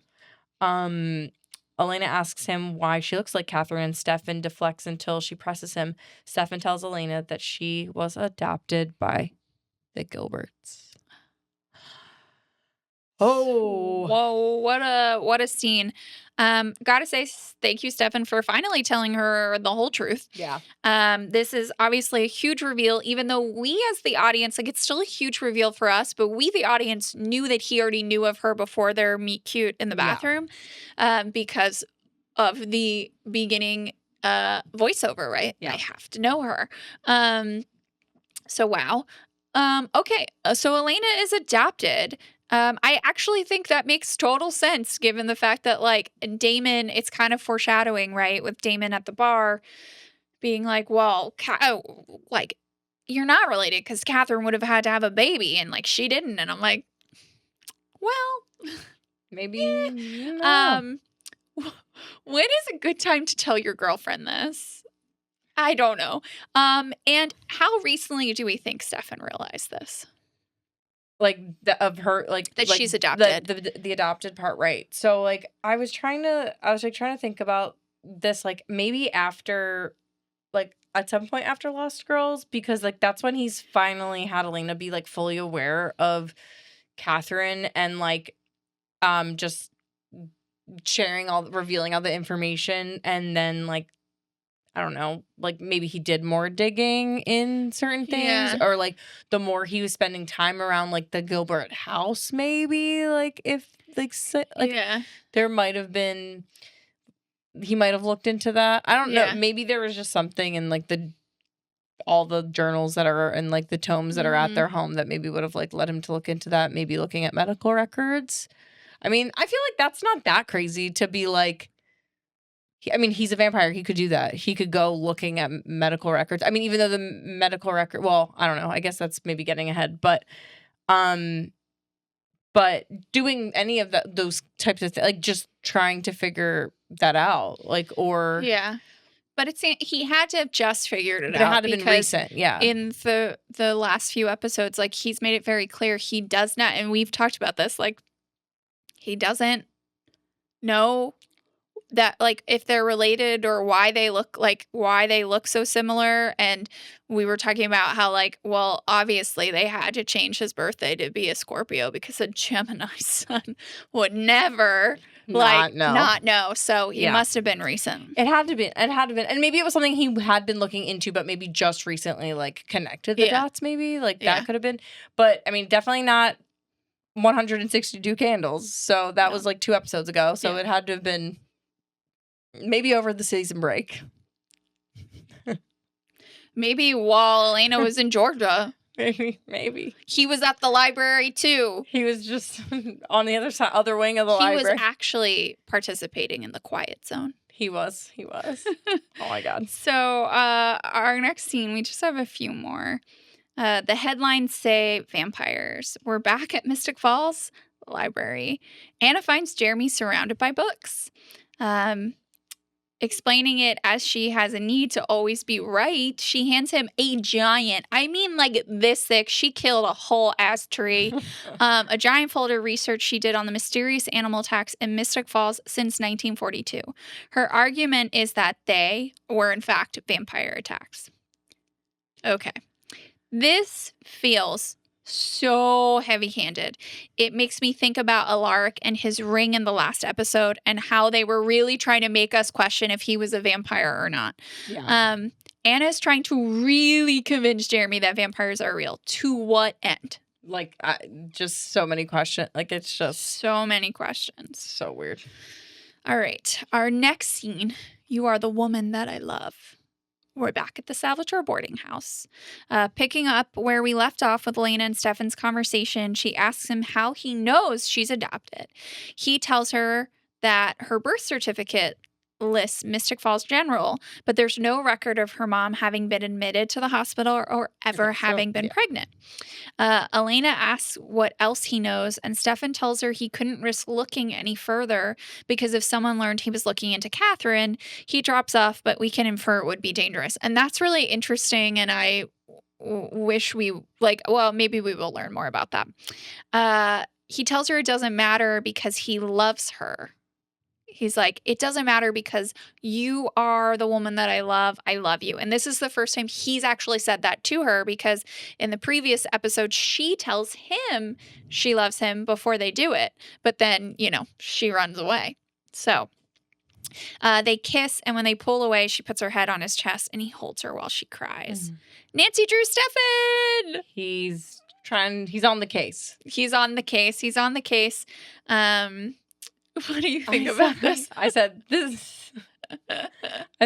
wow, this is a lot of information. I don't know if I'd want to kiss my on and off boyfriend after finding out such news. I know, and she's the one who initiates. I know. I still don't know if they're back together or not. I am happily married to my husband, and when I'm dealing with difficult news, do you know what I don't want to do is smooch? Be kissing. That's just not where I'm like, don't fucking touch me. The stress is like the libido killer. Yeah. Why would I? That's not it for me. It's her teenage hormones. It must be because I'm thinking about it, I'm like, damn, if I found out those news, that's not, I mean, yes, he's hot, of course. And I mean, that's probably part of it. But I just don't think that I'd be like, you know what? She's a little smoochy and then also a little cry. She's definitely not still drunk too. It would have taken them hours.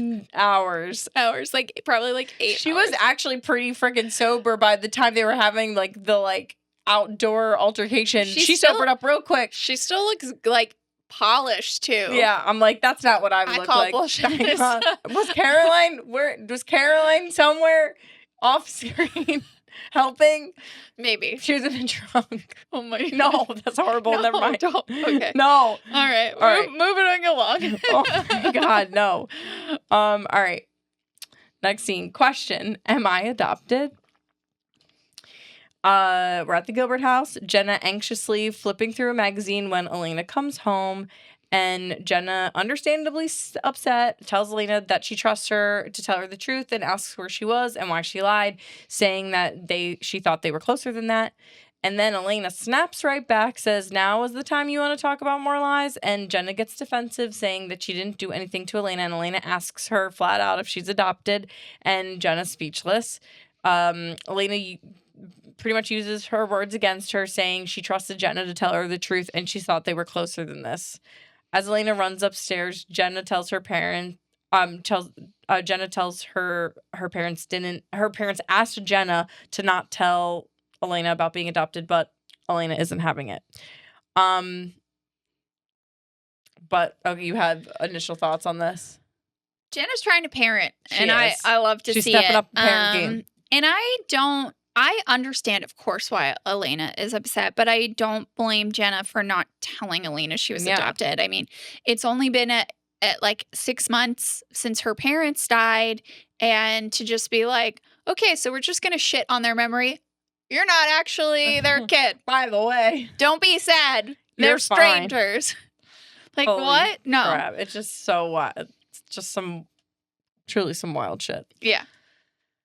Oh, man. All right. Our next and final scene. Sorry. One more thing. Go ahead. One more thought. I'm sorry. I was thinking that I was done, and then just the manipulation that Elena uses to get out of her little trip away is very annoying to me. Mm-hmm. Okay. That's all I needed to say. Thank you. We can move on to the next scene. So I realized I didn't name this scene, so I'm going to do it just on the fly. Oh. This next and final scene is going to be called Barroom Stare Down. Barroom Stare Down. There you go. There you have it. Christina does a really good job at I will sometimes just when a scene has a quote that's definitely just feels like it should be the title. I usually will like pop it in there, but like Christina just she'll get the like vibe of the scene and just let us know what it is. Okay, but that was great. Barroom stare down. Let's go. We're at the grill. Alark sits at the bar grading papers when Damon walks in and sits a few seats down. Seeing Rick, he nods at him in greeting. Alark is affected by seeing him, and we get part of the flashback from the beginning of the episode, where his wife is in bed, she tells him she loves him, and he says he's going to be late tonight. Then we see him return from work that evening to find Damon feeding on his wife. What? Wow. Back in the present moment, Rick eyes Damon, his face getting all steely. He finishes his drink, and when he puts it down on the bar, we see that his hand is shaking. Cue credits. Woo! All right, so Damon killed Alark's wife. Oh, shit. Oh, shit. Do we think that Rick came here for this purpose? 1,000%. Okay, so like he knew that Damon's there. Like I'm interested to know where this. 100%. He had to have, right. He like came for in this. His journaling blogging earlier, right? He says like he's been researching for years and that like he was right about this place. Yeah. And he knows who Damon is. So he had to have like gone down the rabbit hole of studying vampires. Yeah. But then was probably tracking the news, right? And was like, this town has a bunch of animal attacks, and maybe there's a correlation to when his wife died. Yeah. And how it was like deemed an animal attack, or specific details that maybe he was like, oh, it seems like it's happening. It's matching up there. Well, he's also a history teacher, so I'm sure he is a history teacher. Probably understands he knows his way around an archive. Yeah, but it seems like he just knows him by like face, not. Well, but I think so this is the reason why I was like asking, because it felt like in that moment, like. So this was like kind of like what I was wondering, because like he sees Damon at the bar and he like kind of like that really confused, like, you know what I mean? Like it's very shocking to him that it's Damon. So almost as if, so is it that he's just shocked that he found Damon so soon, or is it that he just happened to like he knew, maybe came on a hunch, if you will, came on a hunch to the town because it was matching up with some of the the lore around or the unsolved questions around his wife's murder, and he's seen the visual of Damon, and then just ends up in this bar and goes, boom, okay, then I'm right. My hunches were correct. Like maybe was it more that instead of like I think he's did all the mathing, all the Nancy Drewing, and was like, I'm going to try this place on a hunch. Seeing Logan killing him confirms I'm in the right place, and then he sees Damon, and that further confirms. Yes. But I think, to what I said earlier, he is there to find Damon. Like, that is his mission, I think, to find the vampire who killed his wife and to stake him. Well, super fun. Well, guess what? If you're interested in talking more about spoilers and stuff, we do have a new little spoiler section that will be a separate little episode for you to enjoy if you've seen the show and just want to watch us try to talk, and also mostly me trying to remember what actually happens in the show because I haven't watched it in a long time. So, anything else? No, I think that's it for our deep dive. All right. Sounds great. And then we will move right along to Folklore.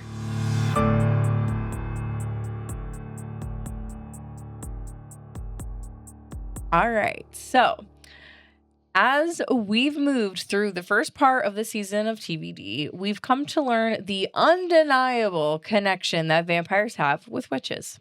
Through the Salvatore brothers, we've learned of their connection with the Bennett witches, like Emily, who was a handmaiden or servant, to Catherine, but also made a promise with Damon to protect Emily's bloodline, while she also protected Catherine and other vampires from being slain back in 1864 from the Fells Church fire. And then finally, with Stefan crossing paths with Grams in 1969, which we learned this episode, and also in this episode, learning that there are other witches that are around, like Bree, who attempted to help Damon break Emily's sealed tomb spell 20 years ago.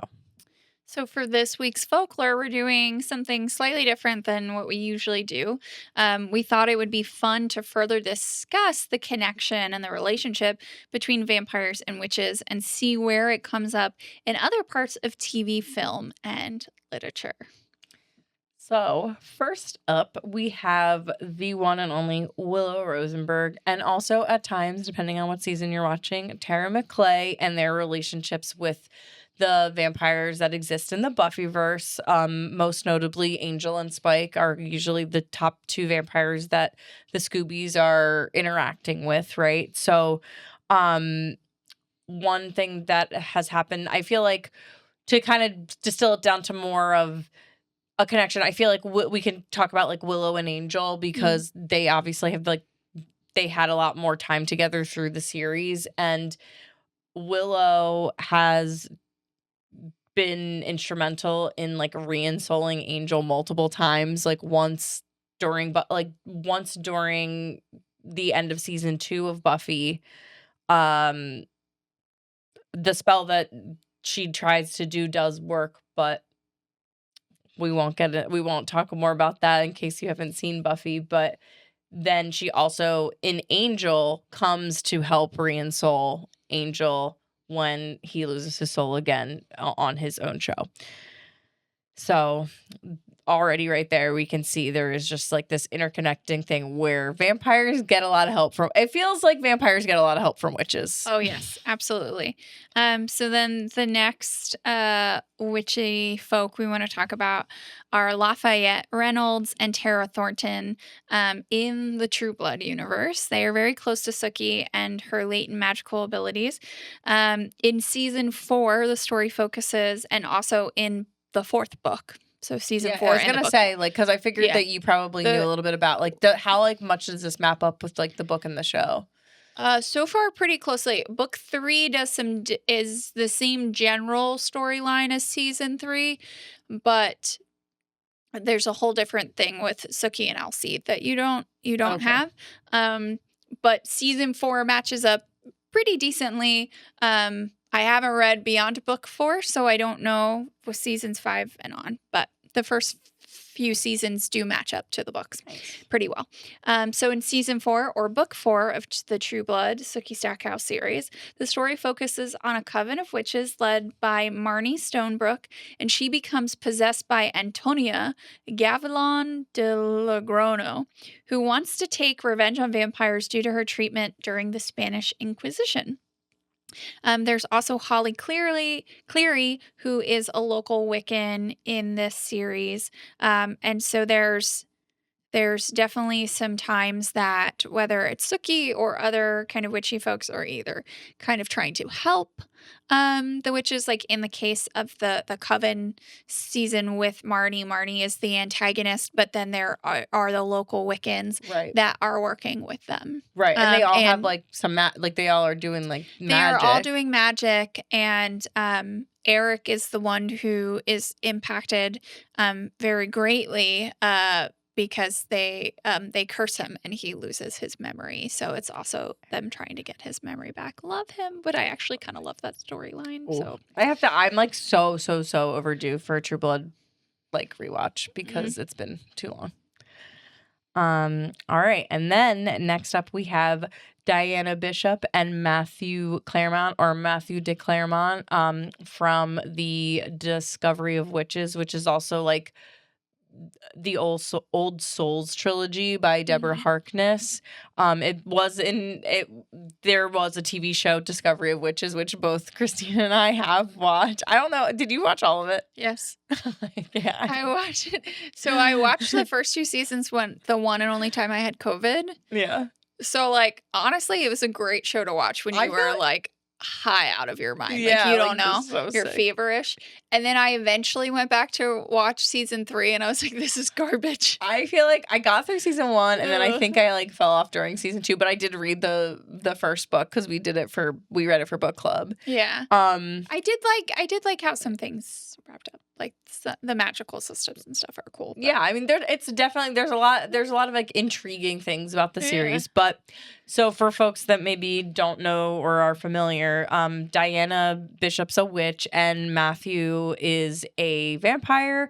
So their story gets very complicated and intertwined because they are lovers and their partners, and just like they have like their witch like, you know, Diana has like her witch family and like the wider witches in like her sphere, and then Matthew's like part of a vampire like an old vampire family. Yeah, there's clans. There's clans, and that's which we've talked about clans before in like other folklore in previous episodes. So when they get together, it's very forbidden love, but they also end up conceiving a child, which creates some other more very vampires crazy shit. can procreate in this world. Yeah, in that world.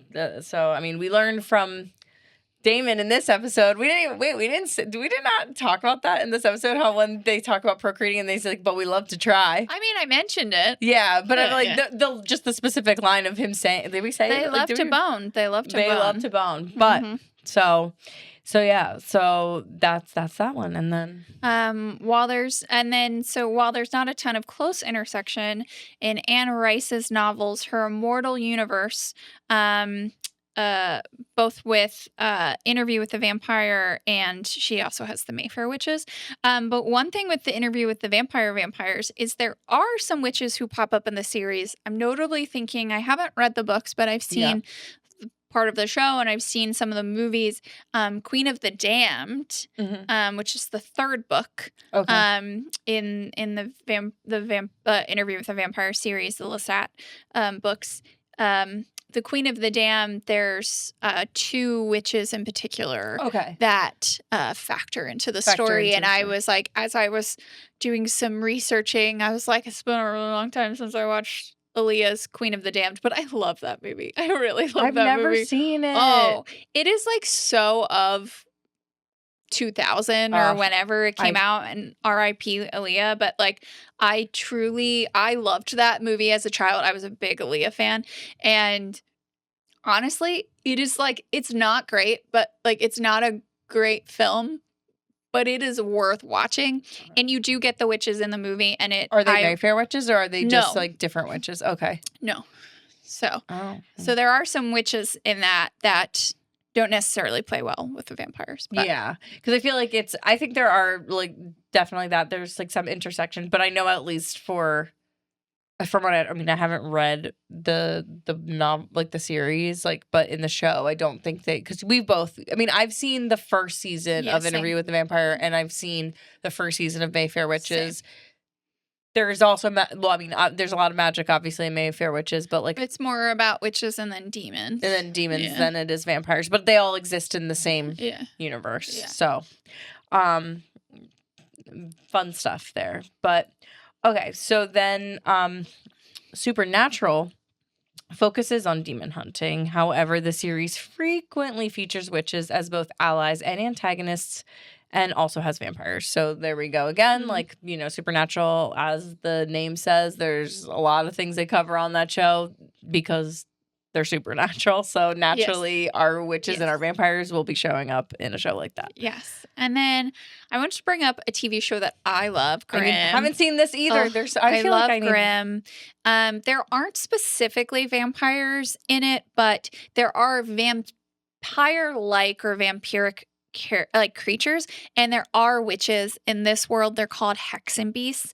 That's and fun. Witches are actually, these hexen beasts are seen as like evil. They are demonic. But our hero, who's a Grimm, which is, you just can kind of code it as a vampire hunter, because that's basically his job, is to slay beasts. He sometimes teams up with hexen beasts, even though they're natural like mortal enemies.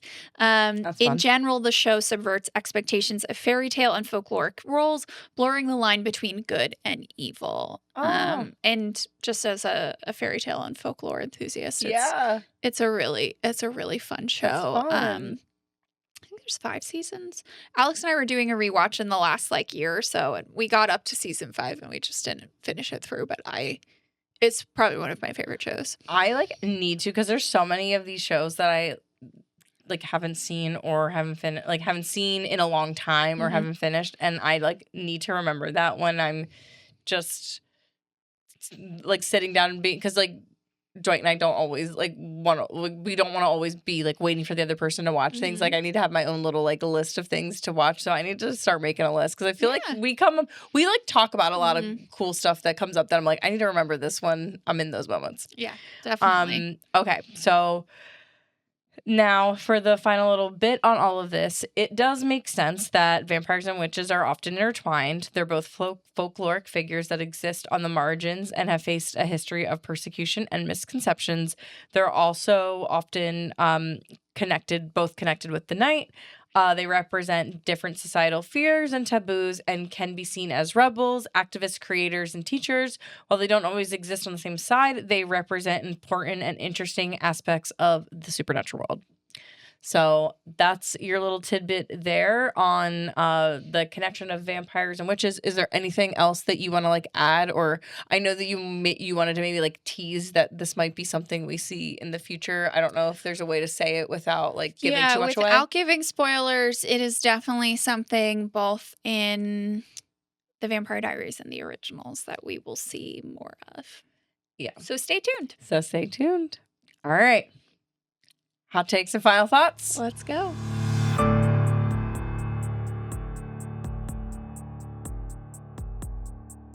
Do you want to go first? You want me to go first? You can go first, since I wrapped us up more or less in our previous section. Sure. Okay. So I talked a little bit about this earlier, but after not really seeing Bonnie in the last episode, I'm glad that we get some time with her and also get to explore a little bit about how this new knowledge of vampires and the supernatural is impacting her, right?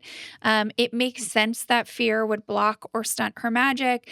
And as evidenced from her fall in the woods, I hope she figures out how to unblock herself ASAP and also get some vervain, right? Yes. She needs to protect herself. Grams is my girl. I love her. And Sheila, I love you. My only note about Anna is that she is sus AF. Because she is. And like, she really needs to call Caroline. Get Call Caroline. that hair fixed. You need Caroline. Like a deep conditioning treatment and then like some nice curls. Like she just needs a blowout. Okay. Elena and Damon's road trip is a whole thing. There are certainly some fun moments and a lot of messed up ones. Yeah. Already we're seeing some bonding between them and that they have very different moralities, right? Their moral compasses are very different. I'm personally waiting for them to clash more, and I am still super annoyed that Elena conveniently missed Damon murdering Bree, right? Yeah. I will keep talking about this because I really hate how it's positioned of he murders Bree, literally rips her heart out. Yeah. Right?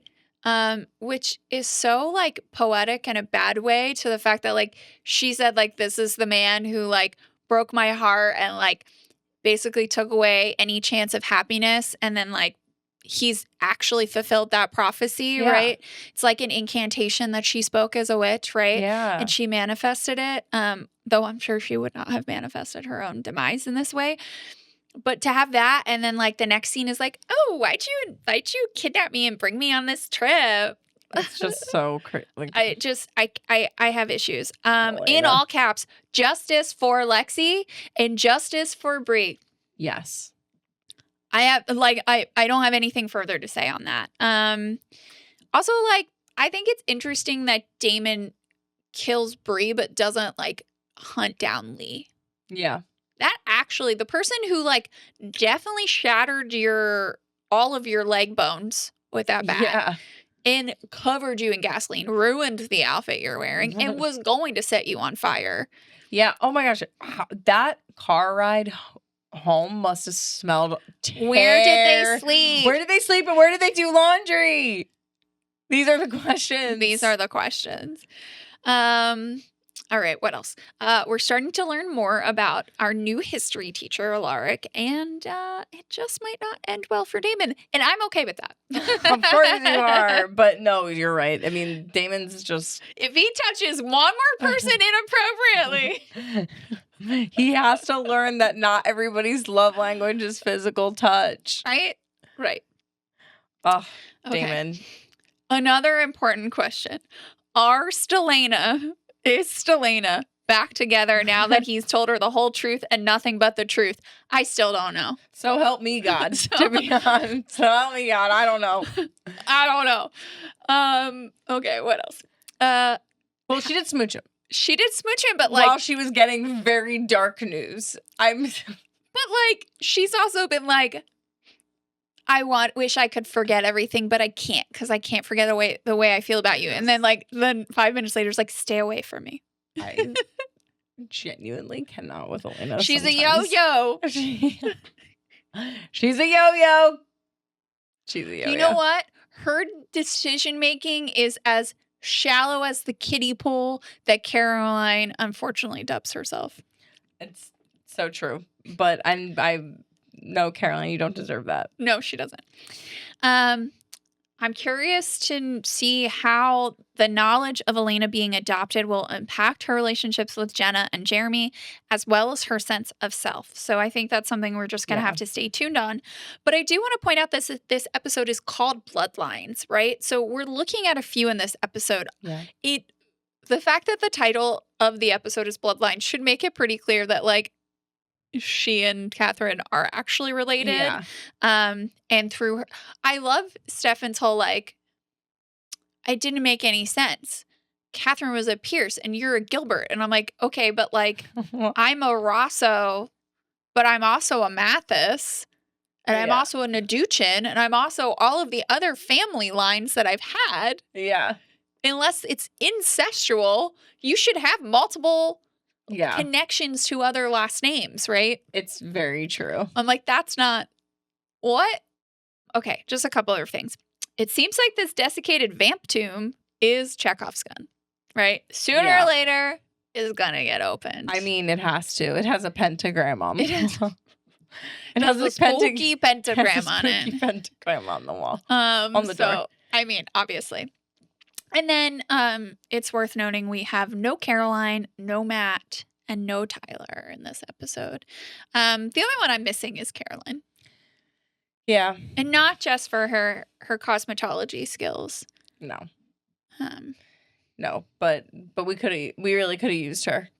She really could have helped some people out. She could have helped some people out. She definitely to Stefan would have been like, just call Elena. You don't need any of that woo shit. Just call Elena. You know what? If she was here and they were all together, she absolutely would have just said that. And then she'd be like, Stefan, how do you feel about a perm? I love her. She needs to get in her cosmetology hours. She has to. She's gotta. Okay. So some little hot takes, final thoughts from me. It's very interesting how much Elena waffles with both of these brothers. So we've seen so far with Stefan, she just can't decide if she wants to be with him or not, or keeps I don't know, finding ways to go with him, go back with him, whatever. It's I've lost count on how many times they can or can't be together based on honestly the pair of them, but obviously more on her end is really she's the driving force of that on and off again thing. And then but then it's she does the same thing with Damon, but just she cannot decide if she's gonna be a friend or foe. And I mean friend more accepted acquaintance, but because she's warm on him and their little jovial ride back home. She gave him her pickles. They're drinking buddies. when she has a concussion. It's crazy. Like, wouldn't Damon be like, hey, especially because, like, okay, again, kind of like in the similar way, in the way like the Vervain shit is, why wouldn't Damon give Elena some, I mean, like, I know that, like, what could happen if something happened to Elena if, like, she died with Damon's blood in her system, but, like, maybe clean her up a little. Like, you have, like, healing blood. Like, why wouldn't you just give her a little nip of the blood? Right. Okay, that's also a hot take for me.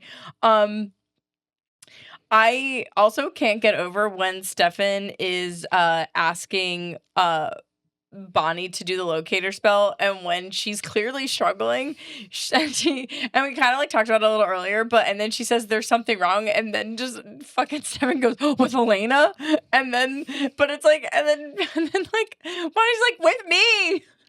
But the person doing the spell, like, it's just, that's rude, Stefan. Come on, making Bonnie work only to focusing on Elena, who doesn't want to talk to you at the moment because you've been lying and half-truthing her for months. Come on. All right, that's just what I have to say on that. Also, I just, like, genuinely, I wanted to say this for this section, but, like, what do we think Damon did to ruin Bree's life so much, other than kill her? Because that's obviously a life ruiner. Well, she called him a walk-away Joe, so I feel like, well, and she said, too, that she was dying to tell her secret of being a witch to someone, and so, like, learning he was a vampire, she fell even more in love with him, and so maybe it was, like, she finally felt like she had someone she could talk to and share kind of her secret and her supernatural abilities. And then I have a feeling that when their attempt to open the tomb didn't work, that he just, like, I feel like he was just kind of using her. Yeah. And so, but she probably did, like, a lot for him. But they've obviously stayed in touch. So it seems, I could see it being the kind of, like, really messy relationship where they might, like, the sex is really good. The sex is really good, so they, like, fall back into it, and she thinks he might change, and then he won't change. That's and fair. Like, and she, like, gets duped every time, almost, in a way, until this time when he does things like, you know, stroke her face, or, like, you know, touch her lip, or, like, whatever the fuck he does. All right. But maybe he cheated on her too. I could see that. Oh, 100%. 100%. Okay. Also, another question. Do we think Anna was messing the books up on purpose? Because I think so. That when she, like, because nobody's that clumsy to like throw books, to literally throw books like you're the fucking poltergeist through the other side of the thing. Yeah. So that's a sus point to me. Okay. Another thing. I don't like saying that people are more fun when they're drinking, because you don't need to drink to have fun. But it's nice seeing Elena being a little loosey-goosey on this. She's so annoying. She's fucking annoying. But she's also, like, kind of having fun. Yeah. And I feel like, to be fair, she's seen a lot of shit. Like, and I know we give Elena a lot of shit because, honestly, she asks some really fucking dumb questions, concussed or not. And it's just nice seeing her have a little funsies. Yeah. You know? And just being herself. Like not being herself, but feeling herself. She was letting loose and taking tequila shots with Lexi. Like, with Lexi and Caroline and Bonnie and literally anyone else. And Stefan. Who also needs to cut a little loose. But anyway. Okay, so the little more serious note, like, the end of the episode may be pretty emotional, like, especially the part then when Stefan talks about, like, Elena's dad, like, urging him to save her first. Like, because when I did watch that, like, the first time I did my watch through, like, it, like, definitely, like, I had tears, like, welling up, just because it's, like, it is such a, like, one, it's a big reveal, but it's, like, a dramatic moment that, like, Stefan was there that whole time.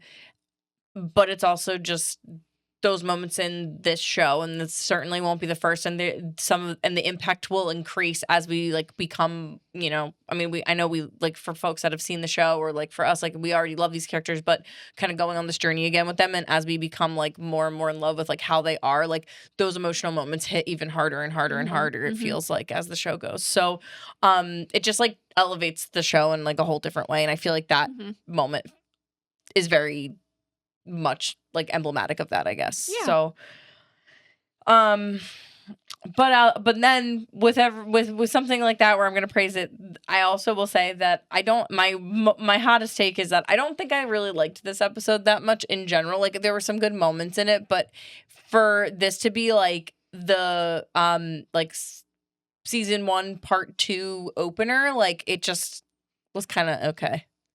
What do you think about that? Yeah, it wasn't great. I think the most interesting things that were happening was the Alaric stuff, which is so minimal. Yeah. The Bonnie stuff, which is a little bit bigger, but could have been more. And I mean, I can't get behind the road trip, so like, sorry. Yeah, for sure. All right. Our what favorite line? Favorite line. How about you go first, because I have once again not selected what I need to say. Okay. So you let us know. I had to pick something from Brie because I love her. So the one that I picked is, honey, if you're not roped, you're whipped. Either way, just enjoy the ride. All right, so this is mine. Sorry, I can't unhinge my jaw like a snake to consume alcohol. From Damon. That's a fun one. All right. Fuck, marry, kill. Woof. Okay. I'm killing Damon. He's just like been such a fucking pain in the ass, and like Brie did not deserve to die like that. So I mean, that wasn't fuck or marry, but I did just, you can do it in whatever order you want. Buried the lead with killing Damon. I'm going to marry Sheila. That's a good choice. She's the best. I mean, just knowing that she's like just just a protester. She's just like just ahead of the times. Like she's great. Love her. Marry Grams, and then I will fuck. If I'm going through everyone right now, I'm gonna say Brie. Okay. Yeah. What about you? It's really the fuck piece that's the hard one for me this week. I feel like there's not a lot of fuckable moments. No. You know what? I'm gonna fuck Rick. Oh, okay. Well, because he's sad. And a pity fuck, if you will. But he's cute. And like, you know, we saw what he can do with the steak. So hopefully he has other talents. So I would think so. You know, and I'm really curious about him. Yeah. And so the mysterious fuck, really. I want to peel back the blankets. I can't wait. The comforter. I'm going to marry Brie. Okay. I thought about fucking her because she's hot, but I decided not to do that because I don't want her to just feel like I'm another walk away Joe. That's and true. I wanted to help her heal and, you know, commit to her because clearly Damon did not. That's fair. That's fair. And then obviously I'm killing him. Like, I'm sorry. Damon, definitely. I mean, sorry, not sorry. The killing of Brie at the end is really what did it for me. I would, if I have to do a backup because you said Damon, I would say Anna. Because she's annoying me. As soon as I said Damon, I was like, "Oh damn!" I could have also said Anna too. So we're aligned as per usual with certain things in this show because she was annoying, and we're gonna be. We will continue. We'll continue to be assessing her stuff. Yeah. So I think that's a wrap for today. Woo! All right. We did it. All right, so as a reminder, you can follow us online, and it's fun over there. Sure is. It really is. Please join us over at Hello Sister Podcast on Instagram and Threads, or if you'd like to write us an email, you can do so at hellosisterpodcast1864@gmail.com. I want to say thank you, Brenna, for not kidnapping me and taking me to Georgia, though I think we should go on a road trip together and definitely to Georgia. That would be fun. I would love to go to Georgia with you. I would love to. As always, a huge thank you to Alex and Dwight for all their hard work and support. And thank you, Christina, for not letting a vengeful vampire burn me to a crisp. You're welcome. I appreciate it, really. And, of course, thank you for listening or watching or whatever you're doing to Hello Sister. Bye. Bye. Hello Sister is written, directed, and hosted by Christina Rosso-Schneider and Brenna Dinon. Graphic designs are by Alex Schneider. Music is written and produced by Dwight Evan Young. Sound design and video are recorded and produced by Dwight Evan Young and Brenna Dinon. Hello Sister Podcast is a Bad Day Media production. Side tangent, quick. Sorry, Dwight. We're going to be cutting all around this episode today.